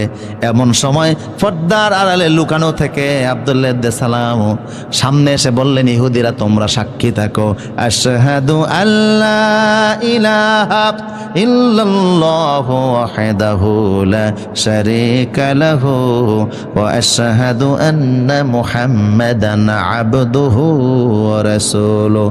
আব্দুল্লাহ ইবনে সালাম কালেমার ঘোষণা দিলেন, আল্লাহু আকবার। এখন ইহুদিরা চিৎকার মেরে উঠলো, কয়, হুয়া শাররুনা ওয়া আবু শাররুনা, হে মুহাম্মদ, এর চাইতে নিকৃষ্ট মানুষ আমাদের সমাজে আর কেউ নাই, এর চাইতে মূর্খ লোক আর কেউ নাই। রাসূল কয়, একটু আগে কইলা কি, এখন কও কি? কথা বুঝেন কি না? একটু আগে না বলছো এর চাইতে ভালো মানুষ আর কেউ নাই, এর চাইতে ভালো আলেম আর কেউ নাই, এখন কও এর চাইতে জাহেল আর কেউ নাই, এর চাইতে মূর্খ লোক আর নিকৃষ্ট লোক আর কেউ নাই। তার মানে আমার দলে থাকলে অনেক বড় কিছু, আমার দলে না থাকলে অন্য কিছু। আমার দলে থাকলে বয়স যদি 40 হয়, হেত মুক্তিযোদ্ধা। কথা কয় না কা? আমার বাড়িতে একজন আছে, আমার আব্বা মুক্তিযোদ্ধা ছিলেন, আলহামদুলিল্লাহ। আর আমার বিপক্ষে থাকলে যদিও দেশের জন্য, মানুষের জন্য, কোরআনের জন্য অনেক খেদমত করেছে, তারপরেও তার বিরুদ্ধে তোকমা আছে না নাই? হে রাসূল, এটা ওদের পুরাতন রীতি, বুঝেন না আপনারা কথা? এটা ওদের পুরাতন অভ্যাস, পুরাতন রীতি। ইয়া রাসূলুল্লাহ, আল্লাহ রাসূল বললেন, আব্দুল্লাহ ইবনে সালাম, ঠিক আছে, এরা যেহেতু হই হাল্লা শুরু করলো, রাসূল ওদেরকে বের করে দিলেন, যাও, চলে যাও, তোমাদের অভ্যাস। আগেরটাই পরিচয় দিয়েছো, কিছুক্ষণ আগে কি বলেছো, এখন কি বলতেছো, তোমরা নিজেরাই স্ববিরোধী। কথা বুঝেন কিনা? এই পর্যায়ে এসে আমি এখন যা বুঝাতে চাই, আছেন আমার সাথে?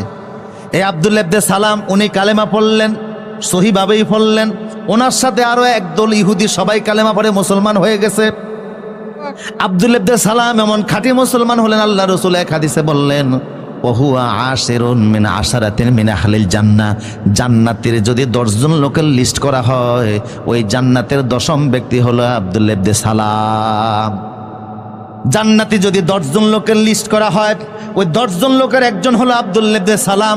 অথচ সে আব্দুল্লাহ ইবনে সালামের বিপক্ষে আল্লাহ সূরা বাকারা 208 নম্বর নাজিল করলেন। কি করছে আব্দুল্লাহ ইবনে সালাম? কেন আল্লাহ তাদেরকে ধমক দিয়ে সূরা বাকারার 208 নম্বর আয়াত নাজিল করলেন? বুঝতেছেন কথা?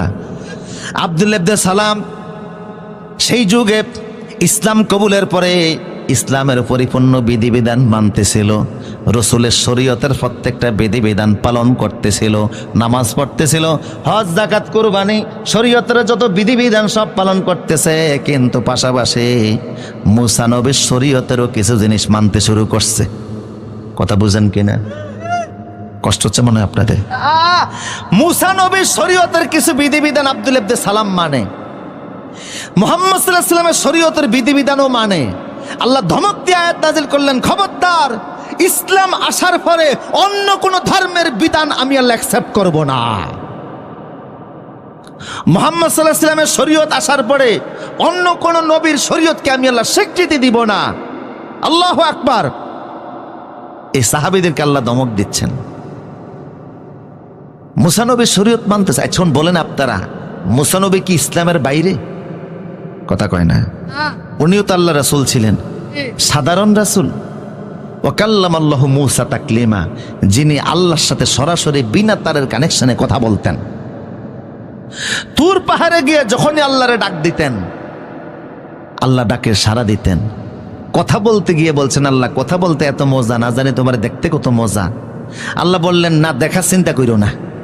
উনি কয় না, একটু দেখি না চেষ্টা কইরা। আল্লাহ বলেন, টেস্ট পরীক্ষা দাও। টেস্টের নমুনা হিসাবে আল্লাহ যতটা পরিমাণ নূর তুর পাহাড়ে ছেড়ে দিলেন। উনি ওই নূরের হিট সহ্য করতে না পেরে বেহুশ হয়ে পড়ে গেলেন। ফালাম্মা তাজাল্লা রাব্বুহু লিল জাবাল জাআলাহু দাক্কা ওয়া খাররা মূসা সায়কা, যখন তিনি বেহুশ হয়ে জমিনে পড়ে গেলেন, 7 দিন পর্যন্ত মূসা নবীর কোনো হুঁশ ছিল না। কয়দিন? 7 দিন পরে আল্লাহ বলে, মূসা রে, টেস্ট পরীক্ষায় তো পাস করো নাই, এখন কি দেখার ইচ্ছা আছে নাকি? উনি কয়, ক্বালা ইন্নী তুবতু ইলাইকা ওয়া আনা আউয়ালুল মুমিনিন। আল্লাহ, তওবা করলাম, জীবনও দেখার নাম নিতাম না। বুঝতে পেরেছি, দেখার চিন্তা করে আমি ভুল করছি, তবে জান্নাতে দেখা দিও। তাইলে দেখতে না ফেললো, আল্লাহ নূরের হিট তাজাল্লির একটা ধাক্কা তো খাইছে। কথা বলেন ঠিক কিনা? তাওরাত ওনার উপরে এসেছে, জলিল কদর পয়গম্বর ছিলেন, রাসূল ছিলেন, আল্লাহর নূরের হিটের ধাক্কাও খেলেন, অথচ সেই নবীর শরীয়ত মানতেছে। আল্লাহ ধমক দিয়ে বললেন, খবরদার মুহাম্মদ সাল্লাল্লাহু আলাইহি ওয়াসাল্লামের শরীয়ত আসার পরে অন্য কোন নবীর শরীয়ত মানা যাবে না। এখন প্রশ্ন, আব্দুল ইবনে সালাম মুসা নবীর কি মানতেছিল যে আল্লাহ ধমক দিলেন? কথা বুঝতেছেন কিনা? উনি দীর্ঘদিন তো ইহুদিদের নেতা ছিলেন, ঠিক কিনা? আলেম ছিলেন। তো ওনাদের ধর্মের ইহুদি শরীয়তে শনিবারকে সম্মান করার একটা বিধান ছিল। ঐতিহাসিকভাবে ওনারা শনিবারকে সম্মান করতেন। আর আল্লাহ মুহাম্মদ সাল্লাল্লাহু আলাইহি ওয়াসাল্লামকে দিয়েছেন জুমার দিন। সুবহানাল্লাহ বলবেন না? ইহুদিরা সম্মান করে শনিবার দিনকে, খ্রিস্টানরা করে রবিবারকে, আর আমরা করি জুমার। শুক্রবার বলবেন না, বলবেন জুমার দিন। এই জুমা শব্দটা বললেও 50টা নেকি আমল নামায় উঠে যাবে। এই জুমা নামে কোরআনে একটা সূরাও আছে, আছে না নাই? কোরআনের নির্দেশ হচ্ছে, ইজা নুদিয়া লিস-সালাহ বিয়াউমিল জুমআহ ফাসআউ ইলা যিকরিল্লাহ। জুমার দিনের আজান যখন হয়ে যাবে, আর কাজ করা যাবে না, ব্যবসা করা যাবে না, বাণিজ্য করা যাবে না, দৌড়াও মসজিদের দিকে, দৌড়াও মসজিদের দিকে। আমাদের অনেক মুসল্লিরা আছে মাত্র 2 রাকাতের জন্য দৌড়ায়, বাসার তরে বৈশা খুতবা শুনে। কথা কোন ঠিক কিনা? আমার মসজিদে 4তলা মসজিদ, দূর দূরান্ত থেকে অনেক মুসল্লিরা নামাজ পড়তে ঢাকা উত্তর বাড্ডা যায়। এখন আশপাশের যারা আছে তারা দেখে দূরের লোকেরা এসে জায়গা আগে দখল করে। এই জন্য হেরা আবার জায়নামাজ বিছানো শুরু করছে। মানে জায়নামাজ বিছিয়ে জায়গা দখল করে পরে আসে। আমি যখন জানলাম, আমি ধমক দিলাম, পরে জায়নামাজ সরিয়ে লাইছে। রসুল বলেছে, জুমার দিন তুমি যদি সবার আগে আগে যাও, ইমাম সাহেবের কাছে গিয়া বসো, অদ্দানা মিনাল ইমাম, ইমামের কাছাকাছি বসো, ফাস্তামা আল খুতবা, খুতবাগুলি যদি মনোযোগ সহকারে শোনো, তোমার বাড়ি থেকে মসজিদ পর্যন্ত যেতে প্রত্যেকটা কদমে আল্লাহ 1 বছরের আমল নামায় সওয়াব দান করে দিবেন। আর 1 বছরের গুনার সমস্ত আল্লাহ আমল নামা থেকে মিটাইয়া দিবেন। হাদিসটা সহিহ। 1 বছর নফল নামাজ পড়লে, রোজা রাখলে যে সওয়াব 1 কদমে আল্লাহ আমল নামায় দিবেন, সেই সওয়াব। তার মানে হলো, তোমার বাড়ি থেকে মসজিদ পর্যন্ত যদি 100 কদম হয়, 1 জুমার দিনে 100 বছরের নেকি আমল নামায় উঠবে, 100 বছরের গুনাহকে আল্লাহ মিটাইয়া দিবেন। তাহলে আল্লাহ আমাদেরকে দিলেন কোন দিন? মুহাম্মদ সাল্লাল্লাহু আলাইহি ওয়াসাল্লামকে আল্লাহ কোন দিন দিয়েছেন? আর ইহুদিদের ছিল শনিবার। আব্দুল ইবনে সালাম পূর্বের অভ্যাস অনুযায়ী শনিবারকে একটু সম্মান করত। আর ইহুদি ধর্মে উটের গোশত খাওয়া হারাম ছিল। কিসের গোশত? উটের গোশত। কিন্তু ইসলামে হালাল না হারাম? ইসলামে ওটের গোশত খাওয়া হালাল। আব্দুল্লাহ ইবনে সালাম বলছে, হে রাসূল, আমি ভালো করে জানি ইসলামে ওটের গোশত খাওয়া হালাল, আমিও হালাল মনে করি, হারাম মনে করি না, কিন্তু পুরানো অভ্যাস অনুযায়ী হালাল মনে করার পরেও আমি খেতে চাই না। এই কারণে আল্লাহ এই মাত্র দুটি কারণে ধমক দেয়া বললেন, খবরদার, ইসলামে যেহেতু ওটের গোশত হালাল করা হয়েছে, পূর্বের অভ্যাস অনুযায়ী এটাকে বাদ দেওয়া যাবে না।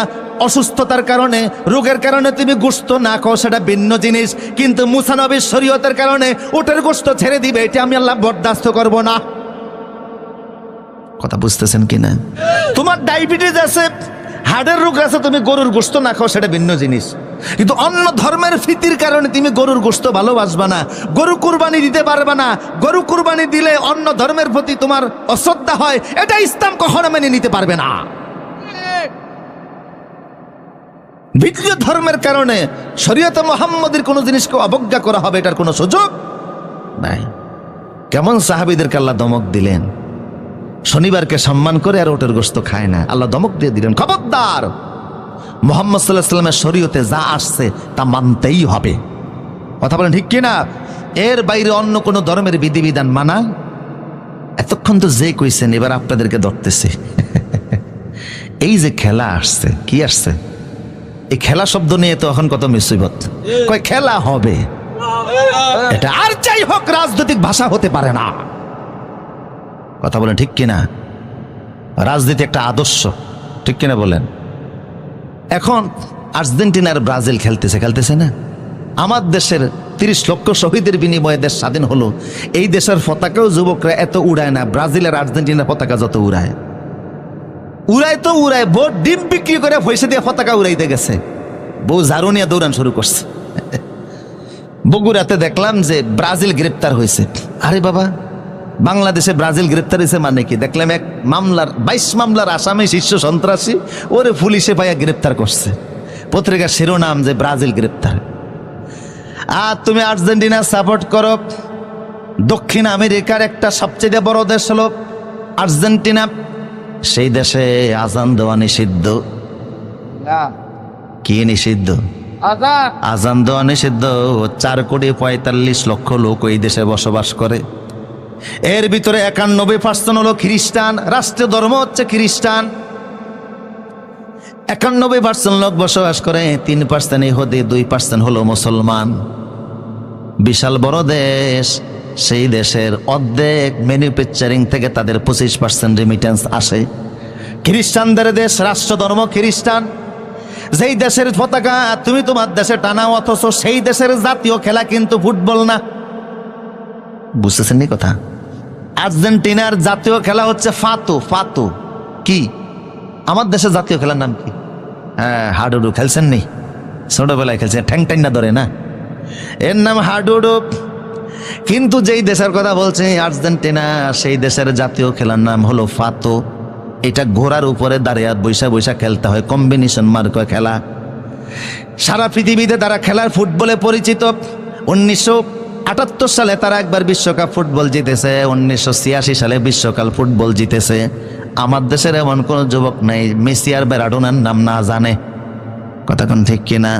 অনেকে হয়তো বা 5 জন সাহাবীর নাম বলতে পারবে না, কিন্তু ম্যারাডোনারে ভালো করেই চিনে। যে আর্জেন্টিনা ব্রাজিলের জন্য তুমি সমর্থন দিচ্ছ, ওদের পতাকা টানাতে গিয়ে বিদ্যুৎ স্পষ্ট হয়ে মারা পর্যন্ত যাচ্ছে। মিছিল করতেছো, মিটিং করতেছো, আবার দাবি করতেছো তো তুমি ইসলামে আসো। অমুসলিমদের কৃষ্টি কালচারকে সমর্থন করে ইসলামে থাকার কোনো সুযোগ নাই। আব্দুল্লাহ ইবনে সালাম শনিবারকে সম্মান করে, আল্লাহ ওইটা মানে না। আর তুমি অন্য দেশকে ভালোবাসতে গিয়া, তুমি পতাকা লাগাতে গিয়া জীবন শেষ করে দিচ্ছ, তুমি মনে করতেছো তুমি ইসলামে আসো। কথা বুঝেন কিনা আমার প্রিয় সুদীপ? কাফের মুশরিকদের কোন রীতিনীতি ইসলাম পছন্দ? আপনারা বলতে পারেন, হুজুর যুবকদেরকে তো বললেন আমরা তো আর পতাকা টানাই না। কথা বুঝেন না? এই খেলা নিয়ে বাজি ধরা হয়, এরকম আছে না নাই?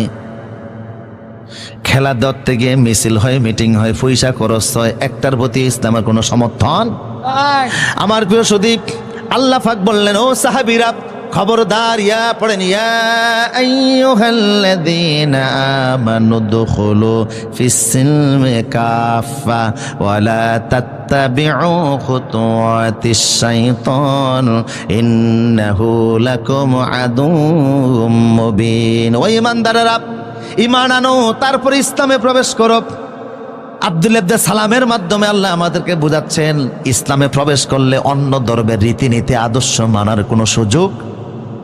আমার প্রিয় সুধী, মুরব্বীরা বলতে পারেন, যুবকদেরকে বললেন আমাদের কি বলবেন? ইসলামের এমন কোনো বিধিবিধান নাই, কৃষ্টি কালচার নাই যা আমাদের জীবনের পরতে পরতে নাই, সব জায়গায় আছে। কথা বুঝেন কিনা? আমি 2-4টা উদাহরণ দিচ্ছি, তাহলে ভালো বুঝবেন। অমুসলিমদের সংস্কৃতি আমরা আমাদের জীবনের অনেকাংশে মানি, এরপরও দাবি করি আমি ইসলামে আছি। উদাহরণস্বরূপ মনে করেন আমরা খাবার খাই, খান কিনা?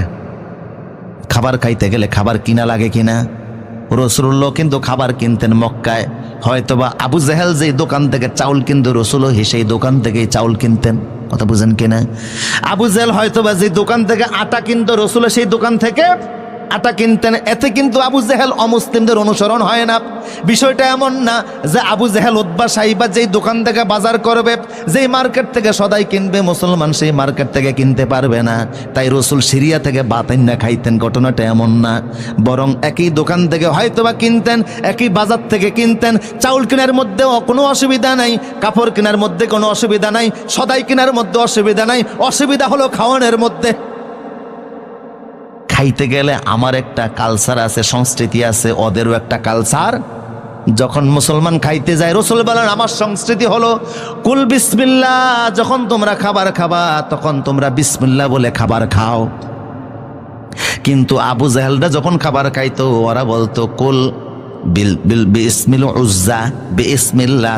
ওরা উজ্জার নামে, লাতের নামে, কৃষ্ণের নামে, ভগবানের নামে, গডের নামে খাবার খায়, আর মুসলমান খায় কার নামে? এই হচ্ছে পার্থক্য। তাইলে খাইতে গেলে ওদের একটা সংস্কৃতি আছে, আমারও একটা সংস্কৃতি আছে না নাই? ওরা হারাম খায়, শুকরের গোশত খায়, রক্ত খায়, অবৈধ টাকার ইনকাম খায়, আর মুসলমান খাবে ঠিক কিন্তু হারাম খাইতে। আবার রাসূল সাল্লাল্লাহু আলাইহি ওয়াসাল্লাম বলতেন খাবার খাবা। এইখানে হলো মুসলিমদের সাথে আমাদের সাংস্কৃতিক পার্থক্য, বুঝেন কিনা? রাসূল বলতেন কুল বিয়ামিনিকা, খাও ডান হাতে খাও। কোন হাতে খাবেন? ওয়ালা তাকুলু বিশিমাল, বাম হাতে খাবা না। ফাইন্না শাইতানা ইয়াকুলু বিশিমাল, কারণ শয়তান খায় বাম হাতে। যেরকম কোন হাতে? এখন কেমন কিছু মুসলমান আসেনি যারা বাম হাতে খায়। তাইলে ডান হাতে খাওয়া মুসলমানের সংস্কৃতি, ডান হাতে খাওয়া ইসলামিক কালচার, বাম হাতে খাওয়া কাফের মুশরিকের কালচার। ঠিক কিনা বলেন? হ্যাঁ, আপনার হাত প্যারালাইজড হয়ে গেছে সেটা ভিন্ন কথা, ডান হাত উঠাইতে পারেন না সেটা ভিন্ন কথা, কিন্তু হাত সুস্থ থাকা অবস্থায় বাম হাতে খাওয়ার। ব্রাহ্মণবাড়িয়ার, কষ্ট হচ্ছে মনে হয় আপনাদের না? ব্রাহ্মণবাড়িয়ার ফখরে বাঙ্গাল আল্লামা তাজুল ইসলাম সাহেব সারা আরব জাহানে যখন কোনো ইসলামিক কনফারেন্স হতো সেখানে তিনি প্রিজাইডিং করতেন। আরবের আলেমরা ওনারা খুব ভালো করেছেন, তো আলহামদুলিল্লাহ বলেন। তো উনি এক জায়গায় এক হোটেলে খেতে বসছে, ওনার সামনে এক ভদ্রলোক, নাস্তিক আর কি, নাস্তিক খাইতেছে বাম হাতে চামচ দিয়ে, আর উনি খায় ডান হাতে। তো উনি বললেন আচ্ছা ভাই, আমিও খাচ্ছি ডান হাতে, আল্লাহ তো ডান হাত দিয়েছে, ডান হাত দিয়ে খান না। উনি বললেন না হুজুর, অসুবিধা কি? কিতাবের নাম অসুবিধা কি? হাত ডান হাতও দিয়েছে আল্লাহ, বাম হাতও দিয়েছে আল্লাহ, একটা দিয়ে খাইলেই সারে।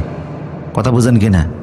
ডান হাতও আল্লাহ দিয়েছে, বাম হাতও আল্লাহ দিয়েছে, একটা দিয়ে খাইলেই সারে। তো হুজুর বললেন মুখও তো আল্লাহ দুইটা দিছে, এটা উপরের মুখ, একটা নিচের মুখ, একটা দিয়ে খাইলেই সারে। উনি বলে না হুজুর, এটা কি বললেন? উপরের মুখ হচ্ছে খাওয়ার জন্য, নিচের মুখ হচ্ছে যাওয়ার জন্য। উপরের মুখ দিয়া ঢুকবে, নিচের মুখ দিয়া বের হবে। হুজুর বলেন হাতও আল্লাহ দুইটা দিছে, একটা ডান হাত একটা বাম হাত। ডান হাত দিছে উপরের মুখের জন্য, বাম হাত দিছে নিচের মুখের জন্য। কাজ করেন কা? উনি হুজুর অসুবিধা নাই, একটু হাত সাবান তো আছে, ধুয়ে লইলেই সারে। হুজুর কয় ভাই সব সময় কিন্তু হাত সাবান দিয়ে ধুয়ে নিলে সারে না। বেয়াই গেছে বেয়াইর বাড়িতে, বেয়াই তো বেয়াইকে দেখে খুব খুশি, নানান ধরনের আইটেম খাবার আইনা সামনে দিছে, কিন্তু খাবার যেখানে স্টার্ট দিবে ছোট্ট নাতি আর কি দৌড়াতে দৌড়াতে বেয়াই সামনে এসে একেবারে জায়গায় আনলোড করে দিছে। কথা বুঝেন কিনা? এখন এইটা সামনে রাখা অবস্থায় খাইতে কি রুচিতে আসে? বেয়াই হয়ে গেছে পেরেশান, এখন কোদাল ভাই কই, কয় কোদাল আর করতেন ভাবো, এটা আনতে গেলেও সময় লাগবে। ওই তো ডাউলের যে চামচটা ছিল এটা তো কোদালের মতোই, চিনেন না? ডাউলের চামচ এটা কোদালের মতো না, ওইটা দিয়া টান দিয়া উঠাইয়া জায়গা মতো ফেলে দিয়া ওইটারে কলের তনে পানি দিয়া ধুইয়া একেবারে কেয়ালেমন ডিটারজেন্ট পাউডার দিয়া ধুইয়া নিয়ে আসছে। কই বেআই সব কি করেন? কই ধুয়াই নিয়ে এসে সাবান দিয়া। কয় বেআই ও যতই সাবান দিয়া তখন আমার রুচিতে আসবে না। তো বোঝা গেল সবসময় সাবান দিয়া ধুইলেও কি হয় না, রুচিতে আসে না। কথা বুঝতেছেন কি না? তো ডান হাতে খাওয়া এটা ইসলামের সংস্কৃতি, বাম হাতে খাওয়া এটা কাফের মুশরিকদের সংস্কৃতি। তাইলে বোঝা গেল আমাদের খানার মধ্যে ইসলাম এবং অমুসলিমের বিধান আছে না নাই? আবার খানা যখন শেষ হয়ে যাবে, মুসলমান খাওয়া শেষে বলবে আলহামদুলিল্লাহিল্লাযী আতামানা ওয়া সাকানা ওয়া জাআলনা মিনাল মুসলিমিন। বলছি, একবার বলছি, আর আসার জায়গা নেই। একবার বলছিলাম এদিকে কিছু জায়গা আছে, আর দৃষ্টি বাস বসেন, জায়গায় বসে থাকেন। নাড়াচাড়ায় সমস্যা হয়, সঙ্গীত হবে তখন নাড়াচাড়া দিয়েন। আমার দিকে তাকান, ডিস্টার্ব দেওয়া যাবে না। উচ্চকণ্ঠ বলেন আল্লাহু আকবার। বাস আজকের ওয়াজ দাঁড়িয়েই শোনেন, কষ্ট হচ্ছে না তো আপনি? ইনশাল্লাহ দাঁড়িয়েই যদি কিছু ওয়াজ না শুনতে পারে, এরা ইসলাম বিজয় করবে কেমনে? সামনে তো কঠিন দিশা আসতেছে। কথা বলে ঠিক কিনা? ইসলামের জন্য যদি এক সাগর বুকে রক্ত দিতে হয়, রাজি আছে না নাই?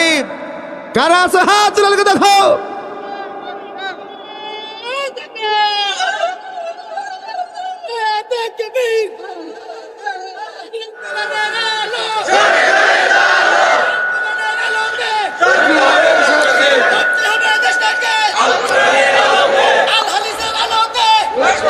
আল্লাহ কবুল করুন, আল্লাহু আকবার। আল্লাহ কবুল করুন, বলুন আমিন। আর জোরে বলুন আমিন। প্রসুদি যা বলছিলাম, তাহলে আমাদের খানার শেষে ওরা কোনো কিছু বলে না, আমাদের একটা দোয়া আছে না? খাবারের পরেও আমরা বলি আলহামদুলিল্লাহ। তাহলে বোঝা গেল আমাদের খাবারে ওদের খাবারে কি আছে? কিছু পার্থক্য। আবার আমাদের পোশাকে পার্থক্য আছে। ইসলামের বিধান হলো, রাসূলুল্লাহর বিধান হলো, আবু বকর ওমর ওসমানের বিধান হলো কাপড় বড় বাপ, কিন্তু কাপড়ের জন্য সতর ডাকে, সতর খোলা থাকে এমন কাপড় মুসলমান পরতে পারে না। কিন্তু দেখবেন ওরা কাপড় পরে গেরুয়া মার্কা কাপড়, আবার এমন সাদা কাপড় পরে এটা সামনের দিক দিয়ে নিয়ে পিছনের দিক দিয়ে টাইন না, কোমরের মধ্যে বাঁধে। বাঁধে কি না? টাকা নাই, রশি নাই, কিছুই নাই। বসতে গেলে কত কিছু দেখা যায়। কথা কন না খা হে সতর কি আর মতর কি সালান শুদ্ধই তো। তাহলে বোঝা গেল ওদের কাপড় পরার মধ্যে ওদের মতো ওরা পড়ে, কিন্তু আমার ইসলাম বলতেছে কাপড় পরবা সতর খোলা রাখা যাবে না। কিন্তু আমার এখন কিছু যুবকেরা দেখা যায় যারা কাপড় পরে এমন প্যান্ট পরে এটার এদিক দিয়া নাই, হাঁটু দিয়া নাই। কথা কোন ঠিক কিনা? পিছনে দিয়া নাই, সামনের দিক দিয়া নাই। বললাম কিরে ভাই প্যান্ট পরছো এত জায়গা দিয়ে, এটা কিসে খাইছে? কয় না এটা স্টাইল। এই স্টাইল মার্কা কাপড় পরে সতর খোলা রাখে। হুজুর বললেন কাপড় পরবা সতর খোলা রাখা যাবে না, এটা আমার সংস্কৃতি। টাকনুগিরার নিচেও কাপড় যাইতে পারবে না।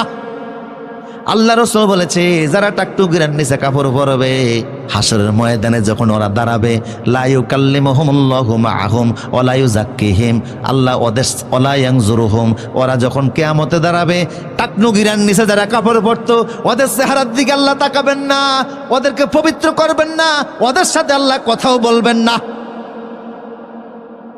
টাকনুগিরার নিচে কাপড় পরা কাফের মুশরিকের রীতি, মুসলমানের রীতি হতে পারে না। কথা বলো ঠিক কিনা? আর কিছু মুসলমানকে এখন দেখা যায় সারা রাস্তায় টাকনুগিরার নিচে কাপড়, মসজিদে গেলে এটা উপরে টাইনা উঠায়। আছে না নেই? আমার প্রিয় সদীপ, প্রাসঙ্গিক ক্রমে মনে পড়ছে, আপনাদের কষ্ট হচ্ছে মনে হয় না? খাইবার যুদ্ধের সময়, কোন যুদ্ধ? হুদাইবিয়া সন্ধির পরে আল্লাহ রাসূল সাল্লাল্লাহু আলাইহি সাল্লাম মদিনাতে একটা স্বপ্ন দেখে তিনি আসলেন। রসুল স্বপ্ন দেখেছেন যে মক্কায় তিনি এসেছেন, ওমরা করেছেন, মাথা মুন্ডন করেছেন। 1400 সাহাবী নিয়ে রসুল্লাহ মক্কায় আসলেন।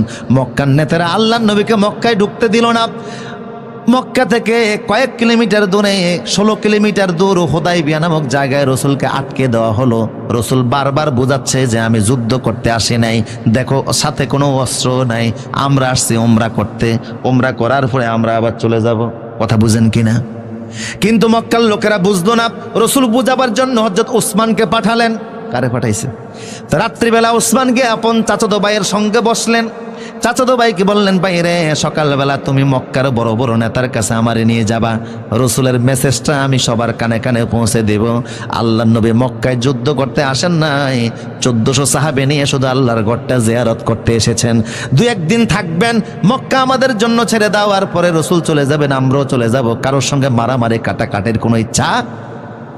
চাচাতো ভাই বলল, ওসমান, তোমারে আমি নেতাদের সামনে নিয়ে যাব ঠিক আছে, কিন্তু একটা অভ্যাস চেঞ্জ করা লাগবে। সেটা হলো, তুমি যে জুব্বা গায়ে দিয়ে মদিনা থেকে আসছো, তোমার এই জুব্বা টাকনুগিরার উপরে উঠানো। বুঝেননি কথা? কিন্তু এই মক্কার নেতারা, এদের বৈশিষ্ট্য হলো যে যত বড় নেতা, যত বড় দামি মানুষ, তার কাপড় তত নিচে। এটা ওদের সংস্কৃতি।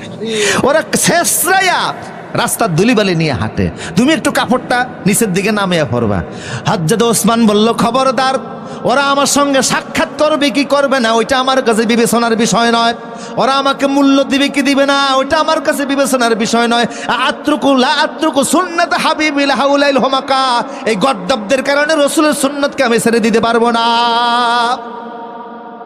ওদের সংস্কৃতি পায়ের তলে কাপড় পরা, আমার মুহাম্মদ সাল্লাল্লাহু আলাইহি ওয়াসাল্লামের সংস্কৃতি টাকনুগিরের উপরে কাপড় পরা। আমি ওদেরটা মানতে যাব কোন দুঃখে? আল্লাহু আকবার বলেন। সাহাবা কেরাম একদিন রাসূলকে এসে বললেন, ইয়া রাসূলুল্লাহ, ইন্নাল ইয়াহুদা তাসারওয়ালু, হুজুর ইহুদিরা ফায়জমা পড়ে। কি পড়ে? আসেননি আপনারা আমার সাথে? সাহাবা কেরাম রাসূলকে বলল, হে রাসূল, ইহুদিরা ফায়জমা পড়ে। কি পড়ে? ফায়জমা পড়ে। এখন আমরা ফায়জমা পড়বো নি? আল্লাহ রাসূল বললেন, ইহুদিরা শুধুমাত্র পায়জামা পড়ে, লুঙ্গি পড়ে না। ইহুদিরা শুধু পায়জামা পড়ে, লুঙ্গি পড়ে না। ফাইন্নাকুম তাসারওয়ালুনা ওয়া তাজাওয়াজুনা, তোমরা পায়জামা পড়ো, লুঙ্গি পড়ো, মাঝে মধ্যে পায়জামা পড়ো, মাঝে মধ্যে লুঙ্গি পড়ো। শুধু পায়জামা পড়লে ওদের অনুসরণ হবে, এই জন্য শুধুমাত্র লুঙ্গি পড়ার দরকার নাই, আবার শুধু পায়জামা পড়ার দরকার নাই, মাঝে মাঝে লুঙ্গিও পড়ো, মাঝে মাঝে পায়জামা পড়ো। খালিফুল ইয়াহুদা ওয়ান নাসারা, ইহুদি এবং নাসারাদের বিরোধিতা করো। আল্লাহু আকবার। আমি যা বুঝাচ্ছি তার মানে অমুসলিমদের সাথে আমাদের পোশাকেও একটা পার্থক্য আছে না নাই? তাহলে ওদের সংস্কৃতি একরকম, আমাদের সংস্কৃতি আরেক রকম। এখন পোশাকের স্বাধীনতার নামে অনেক মেয়েরা রাস্তায় মিছিল করছে, মিটিং করছে, কয় আমরা ওপেন চলাফেরা করবো। এটা হিন্দু, বৌদ্ধ, খ্রিস্টান দাবি করতে পারে, কোনো মুসলমানের বাচ্চা পোশাকের স্বাধীনতার নামে রাস্তায় উলঙ্গ হতে পারে না। আর পোশাকের স্বাধীনতার নামে যদি সে রাস্তায় উলঙ্গই চলতে চায়, তাহলে মুসলমান বলার কোনো সুযোগ নাই। কথা বলো ঠিক কিনা? আব্দুল্লাহ ইবনে সালামকে আল্লাহ ধমক দিচ্ছে, তুমি কে? তুমি কে? সাহাবী যিনি 10 জনের একজন জান্নাতি, তারে আল্লাহ ধমক দিচ্ছে, ঈমান আনছো, ইসলামে ঢুকো, তোমার বাপদাদার শরীয়ত মানলে ইসলাম চলবে না। কথা বলো ঠিক কিনা? আরো আসে, আর কয়েকটা উদাহরণ দেয়, আপনাদের কষ্ট হচ্ছে না তো? তৎকালীন সমাজে আরবে সবাই দাড়ি রাখতো। কি রাখতো? পৃথিবীতে ওই আমলে এমন কোন পুরুষ ছিল না যার মুখে দাড়ি ছিল না। কথা বুঝতেছেন কিনা? আবু জেহেলের মুখে যে দাড়ি ছিল, এরকম এই পর্যন্ত ছিল ওর দাড়ি। এই জন্য বদরের যুদ্ধ যখন মারা গেছে, এক পর্যায়ে সাহাবী যখন দেখা ওরা ধরতে পারতেছে না, দাড়ি দৈর্ঘ্য টাইনা উড়াইছে। এরপরে যখন যে কল্লা ফিসলিয়ে যাচ্ছে, তখন কানের মধ্যে হযরত আব্দুল ইবনে মাসউদ ও তলোয়ারের বাট ঢুকাইছে, এক কান দিয়ে ঢুকে আরেক কান দিয়ে বাইর করে এরপরে লয়ে গেছে। আবু জাহেলের দিচ্ছে, তা আমাদের অসুবিধা কি? আরো বেশি দেওয়ার দরকার ছিল। আচ্ছা, যাই হোক, প্রসূদীপ ওই আমলে সবার দাড়ি ছিল, কিন্তু ইহুদি খ্রিস্টানরা মুসেরে লম্বা করে দিত, আর দাড়িরে তারা কাটতো, প্রতিদিন কাটতো, দাড়ি ঘাটো করতো, আর মুসেরে। আল্লাহ রাসূল বললেন, ইফাউল লোহা, বুখারী শরীফের 880 পৃষ্ঠার হাদিস, ইফাউল লোহা ওয়া কাসসু শাওয়ারিব। রাসূল বললেন, তোমরা দাড়িরে আল্লাহর ওয়াস্তে মাফ করো। রাসূল বলেন নাই তোমরা দাড়ি রাখো, দাড়িকে লম্বা করো। রাসূল বলেন নাই দাড়িকে লম্বা করো। রাসূল বলেন আল্লাহর ওয়াস্তে দাড়িরে ক্ষমা করো। দাড়িরে কি করো? কথা কয় না? দাড়ির সঙ্গে কি অপরাধ করলেন? দাড়িরে ক্ষমা করা লাগবে। তার মানে হলো ইহুদি খ্রিস্টানরা প্রতিদিন দাড়ি কাটে, তুমি প্রতিদিন দাড়ি কাটবা না, তুমি দাড়িরে ক্ষমা করো, দাড়িকে ছেড়ে দাও। সুবহানাল্লাহ। ওদের মতো তুমি করতে যে ওনা অকাস্ত সাওয়ার, এবার মুসকে খাটো করো, মুস খাটো করো, দাড়িকে ছেড়ে দাও। আবার রসুল বললেন, সাহাবীরা যাদের দাড়িগুলি সাদা হয়ে গেছে, পেকে গেছে, চুলগুলি সাদা হয়ে গেছে, পেকে গেছে, হাম্মিরু ওয়াসফিরু, তোমরা যদি মনে করো সাদা চুলকে কালারিং করবা, সাদা দাড়িকে কালারিং করবা, তাহলে লাল রং লাগাও অথবা হলুদ রং লাগাও। ওয়াস্তানিবু সাওয়াত, কালো রং লাগেও না, কারণ দাড়ি এবং চুলে কালো রং লাগানো ইহুদি খ্রিস্টানদের রীতিনীতি।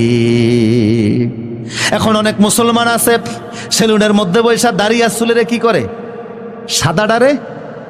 তুমি কেন কালো করলা? তোমার দাড়ি আল্লাহ সাদা বানাইছে কেন তুমি তো জানো না? সাদা দাড়ি মানে হচ্ছে মৃত্যুর প্রস্তুতি, কথা কয় না। সাদা চুল মানে হলো মৃত্যুর প্রস্তুতি। এটা আল্লাহ ইচ্ছে করে ইব্রাহিম নবীর মাধ্যমে দিয়েছেন। ইব্রাহিম নবীর আগে বহু মানুষ বহু হায়াত পেয়েছে, ওদের দাড়িগুলি কাঁচা ছিল। আদম আলাইহিস সালাম 1000 বছর হায়াত পেয়েছেন, মরণের সময় দাড়িগুলি কাঁচা ছিল। আদমের দাড়ি কি ছিল? হযরতে যুলকারনাইন 1600 বছর হায়াত পেয়েছেন, মৃত্যুর সময় দাড়িগুলি কাঁচা ছিল। হযরত নূহ আলাইহিস সালাম 1450 বছর হায়াত পেয়েছেন, মরণের সময় দাড়িগুলি কাঁচা ছিল। কিন্তু হযরত ইব্রাহিম আলাইহিস সালাম মাত্র 200 বছর হায়াত পেয়েছেন, ওনার মরণের সময় দাড়িগুলি পাকা ছিল। ইব্রাহিম নবীর মাধ্যমে পৃথিবীর মানুষের দাড়ি আল্লাহ সাদা বানাচ্ছেন। আল্লাহ বোঝাচ্ছেন, ইব্রাহিম এটার মাধ্যমে আমি আল্লাহ দাড়ি সাদা করলাম, মানে মৃত্যুর প্রস্তুতি নাও। আল্লাহু আকবার। তা আল্লাহ কয় তুমি মৃত্যুর প্রস্তুতি নাও, আর তুমি যাইতেছো জোয়ান হইতে। তার মানে আল্লাহর জিনিসের তুমি বৃদ্ধাঙ্গুলি দেখাচ্ছ, কথা কোন ঠিক কিনা? আবার কালো দাড়িরেও লাল বানানো যাবে, যেটা কালো আছে কালোই থাকবে, সাদা হইলে আপনি কালারিং করেন, লাল বানান অথবা হলুদ বানান, কিন্তু কালো দাড়িরে কালো চুলেরে কালারিং করা যাবে। আমার অনেক যুবকরা সেলুনে গিয়ে কালারিং চুল করে, এরকম আছে না নাই? দোকানে গিয়ে বলে মেসির মতো চুল রেখে দাও, রোনালদোর মতো রেখে দাও, রিবালদোর মতো রেখে দাও। তুমি মুসলমান আদর্শ মানতেছে কারে? আমার প্রিয় সদে, সুতরাং চুল দাড়ি তো অমুসলিমদের আদর্শ মানা যাবে। রাসূল সব জায়গায় বিরোধিতা করছে। আজকে আমাদের জীবনে সকল ক্ষেত্রে ইহুদি খ্রিস্টানদের অনুসরণ, রাসূল বিরোধিতা করছেন সব জায়গায়। আল্লাহ রাসূল সাল্লাল্লাহু আলাইহি ওয়াসাল্লাম দেখলেন ইহুদি খ্রিস্টানরা জুতা নিয়ে মসজিদে ঢুকে না। ওরা মনে করে মসজিদে জুতা নিয়ে প্রবেশ করা হারাম। ইহুদিরা মনে করতো মসজিদে জুতা নিয়ে প্রবেশ করা কি হারাম। এটার পক্ষে তাদের দলিলও আছে। মুসা আলাইহিস সালাম যখন তুর পাহাড়ে গিয়েছিল, আল্লাহ তখন মুসাকে দমক দিয়ে জুতা খুলাই ফেলছে। ফাখলানা আলাইক, মুসা ফায়েজ জুতা খোলো, ইন্নাকা বিল ওয়াদিল মুকাদ্দাস তুয়া, তুমি পবিত্র একটা উপত্যকার মধ্যে আছো, জুতা নিয়ে এখানে যাওয়া যাবে না। সে থেকে ইহুদিরা মনে করে কোনো পবিত্র জায়গায় জুতা নিয়ে যাওয়া যাবে না, এমনকি মসজিদে জুতা নিয়ে প্রবেশ করাও হারাম। রাসূল বললেন এটা তাদের এই শরীয়ত মানা যাবে না। মুসলমান ইন্দাল ইয়াহুদ ওয়ান নাসারা লা ইউসাল্লুনা নিআলিহিম ওয়া খিফাফিহিম, ইহুদি খ্রিস্টান জুতা নিয়ে তারা মসজিদে ঢুকে না, হারাম মনে করে। আমি বলতেছি তোমরা জুতা নিয়ে নামাজও আদায় করো। আল্লাহু আকবার। জুতা নিয়ে কি পড়ো? নামাজ পড়ো। সাহাবা কেরাম জুতা নিয়ে নামাজ পড়তেন। জুতা পায়ে দিয়ে নামাজ পড়তে কোনো অসুবিধা নাই, যদি জুতা কি হয়। তার মানে এই নয় যে আপনি জুতার তলায় করে ময়লা নিয়ে মসজিদ নাফাক বানিয়ে দিবেন। মসজিদকে পবিত্র রাখা লাগবে। ইব্রাহিম নবীর আল্লাহ বলছেন, আনতাখিরা বাইতি আলিত তাইফিনা ওয়াল আকিফিনা ওয়া রুকাই সুজুদ। ইব্রাহিম, আমার ঘর কাবাকে পবিত্র রাখো, মসজিদ পবিত্র রাখা, পরিচ্ছন্ন রাখা, এটা ঈমানের অঙ্গ। আল্লাহ রাসূল বলতেন, ইজা রাআইতুমুর রাজুলু ইয়াতাদু ফিল মাসাজিদ ফাশহিদু লাহু বিল ঈমান, মসজিদ ঝাড়ু দিয়া যারা পবিত্র রাখে ওদেরকে তোমরা মুমিন বলে স্বীকৃতি দিয়া দিও। তাই মসজিদ পবিত্র রাখতে হবে, কিন্তু এমন জুতা পরলেন যেই জুতা নিয়ে মসজিদে ঢুকলে মসজিদ নাপাক হয় না, আর নামাজ পড়তে গেলে ওই রুকু সিজদার ব্যাঘাত ঘটে না। এই অবস্থায় জুতা নিয়ে নামাজ পড়াও জায়েজ আছে না নাই? আমার প্রিয় সৌদি, তার মানে হলো ইহুদি খ্রিস্টানদের বিধিবিধান মানা যাবে না। আমার ভাইরা, এখন আসেন, আব্দুল ইবনে সালামকে আল্লাহ পাক বললেন, মনোযোগ আছে, উদখুলু ফিস সিলমে, মুসা নবীর শরীয়ত মানা যাবে না, মুহাম্মদ সাল্লাল্লাহু আলাইহি ওয়াসাল্লামের শরীয়ত পরিপূর্ণরূপে মানা লাগবে, অন্য কোনো ধর্মের রীতিনীতি পালন করা যাবে না। আর আমি সংক্ষিপ্ত টাচ দেয়া দেখলাম, অমুসলিমদের রীতিনীতি আমাদের জীবনের পরতে পরতে আছে, আমাদের বিয়ে শাদীতে আছে, আমাদের সংস্কৃতিতে আছে। 31 নাইট পালন করেন, এটা কার সংস্কৃতি? 14 ফেব্রুয়ারি ভালোবাসা দিবস পালন করেন, কার সংস্কৃতি? পহেলা বৈশাখের নামে উন্মাদনা করেন, এটা অমুসলিমদের সংস্কৃতি। কথা বলো ঠিক কিনা?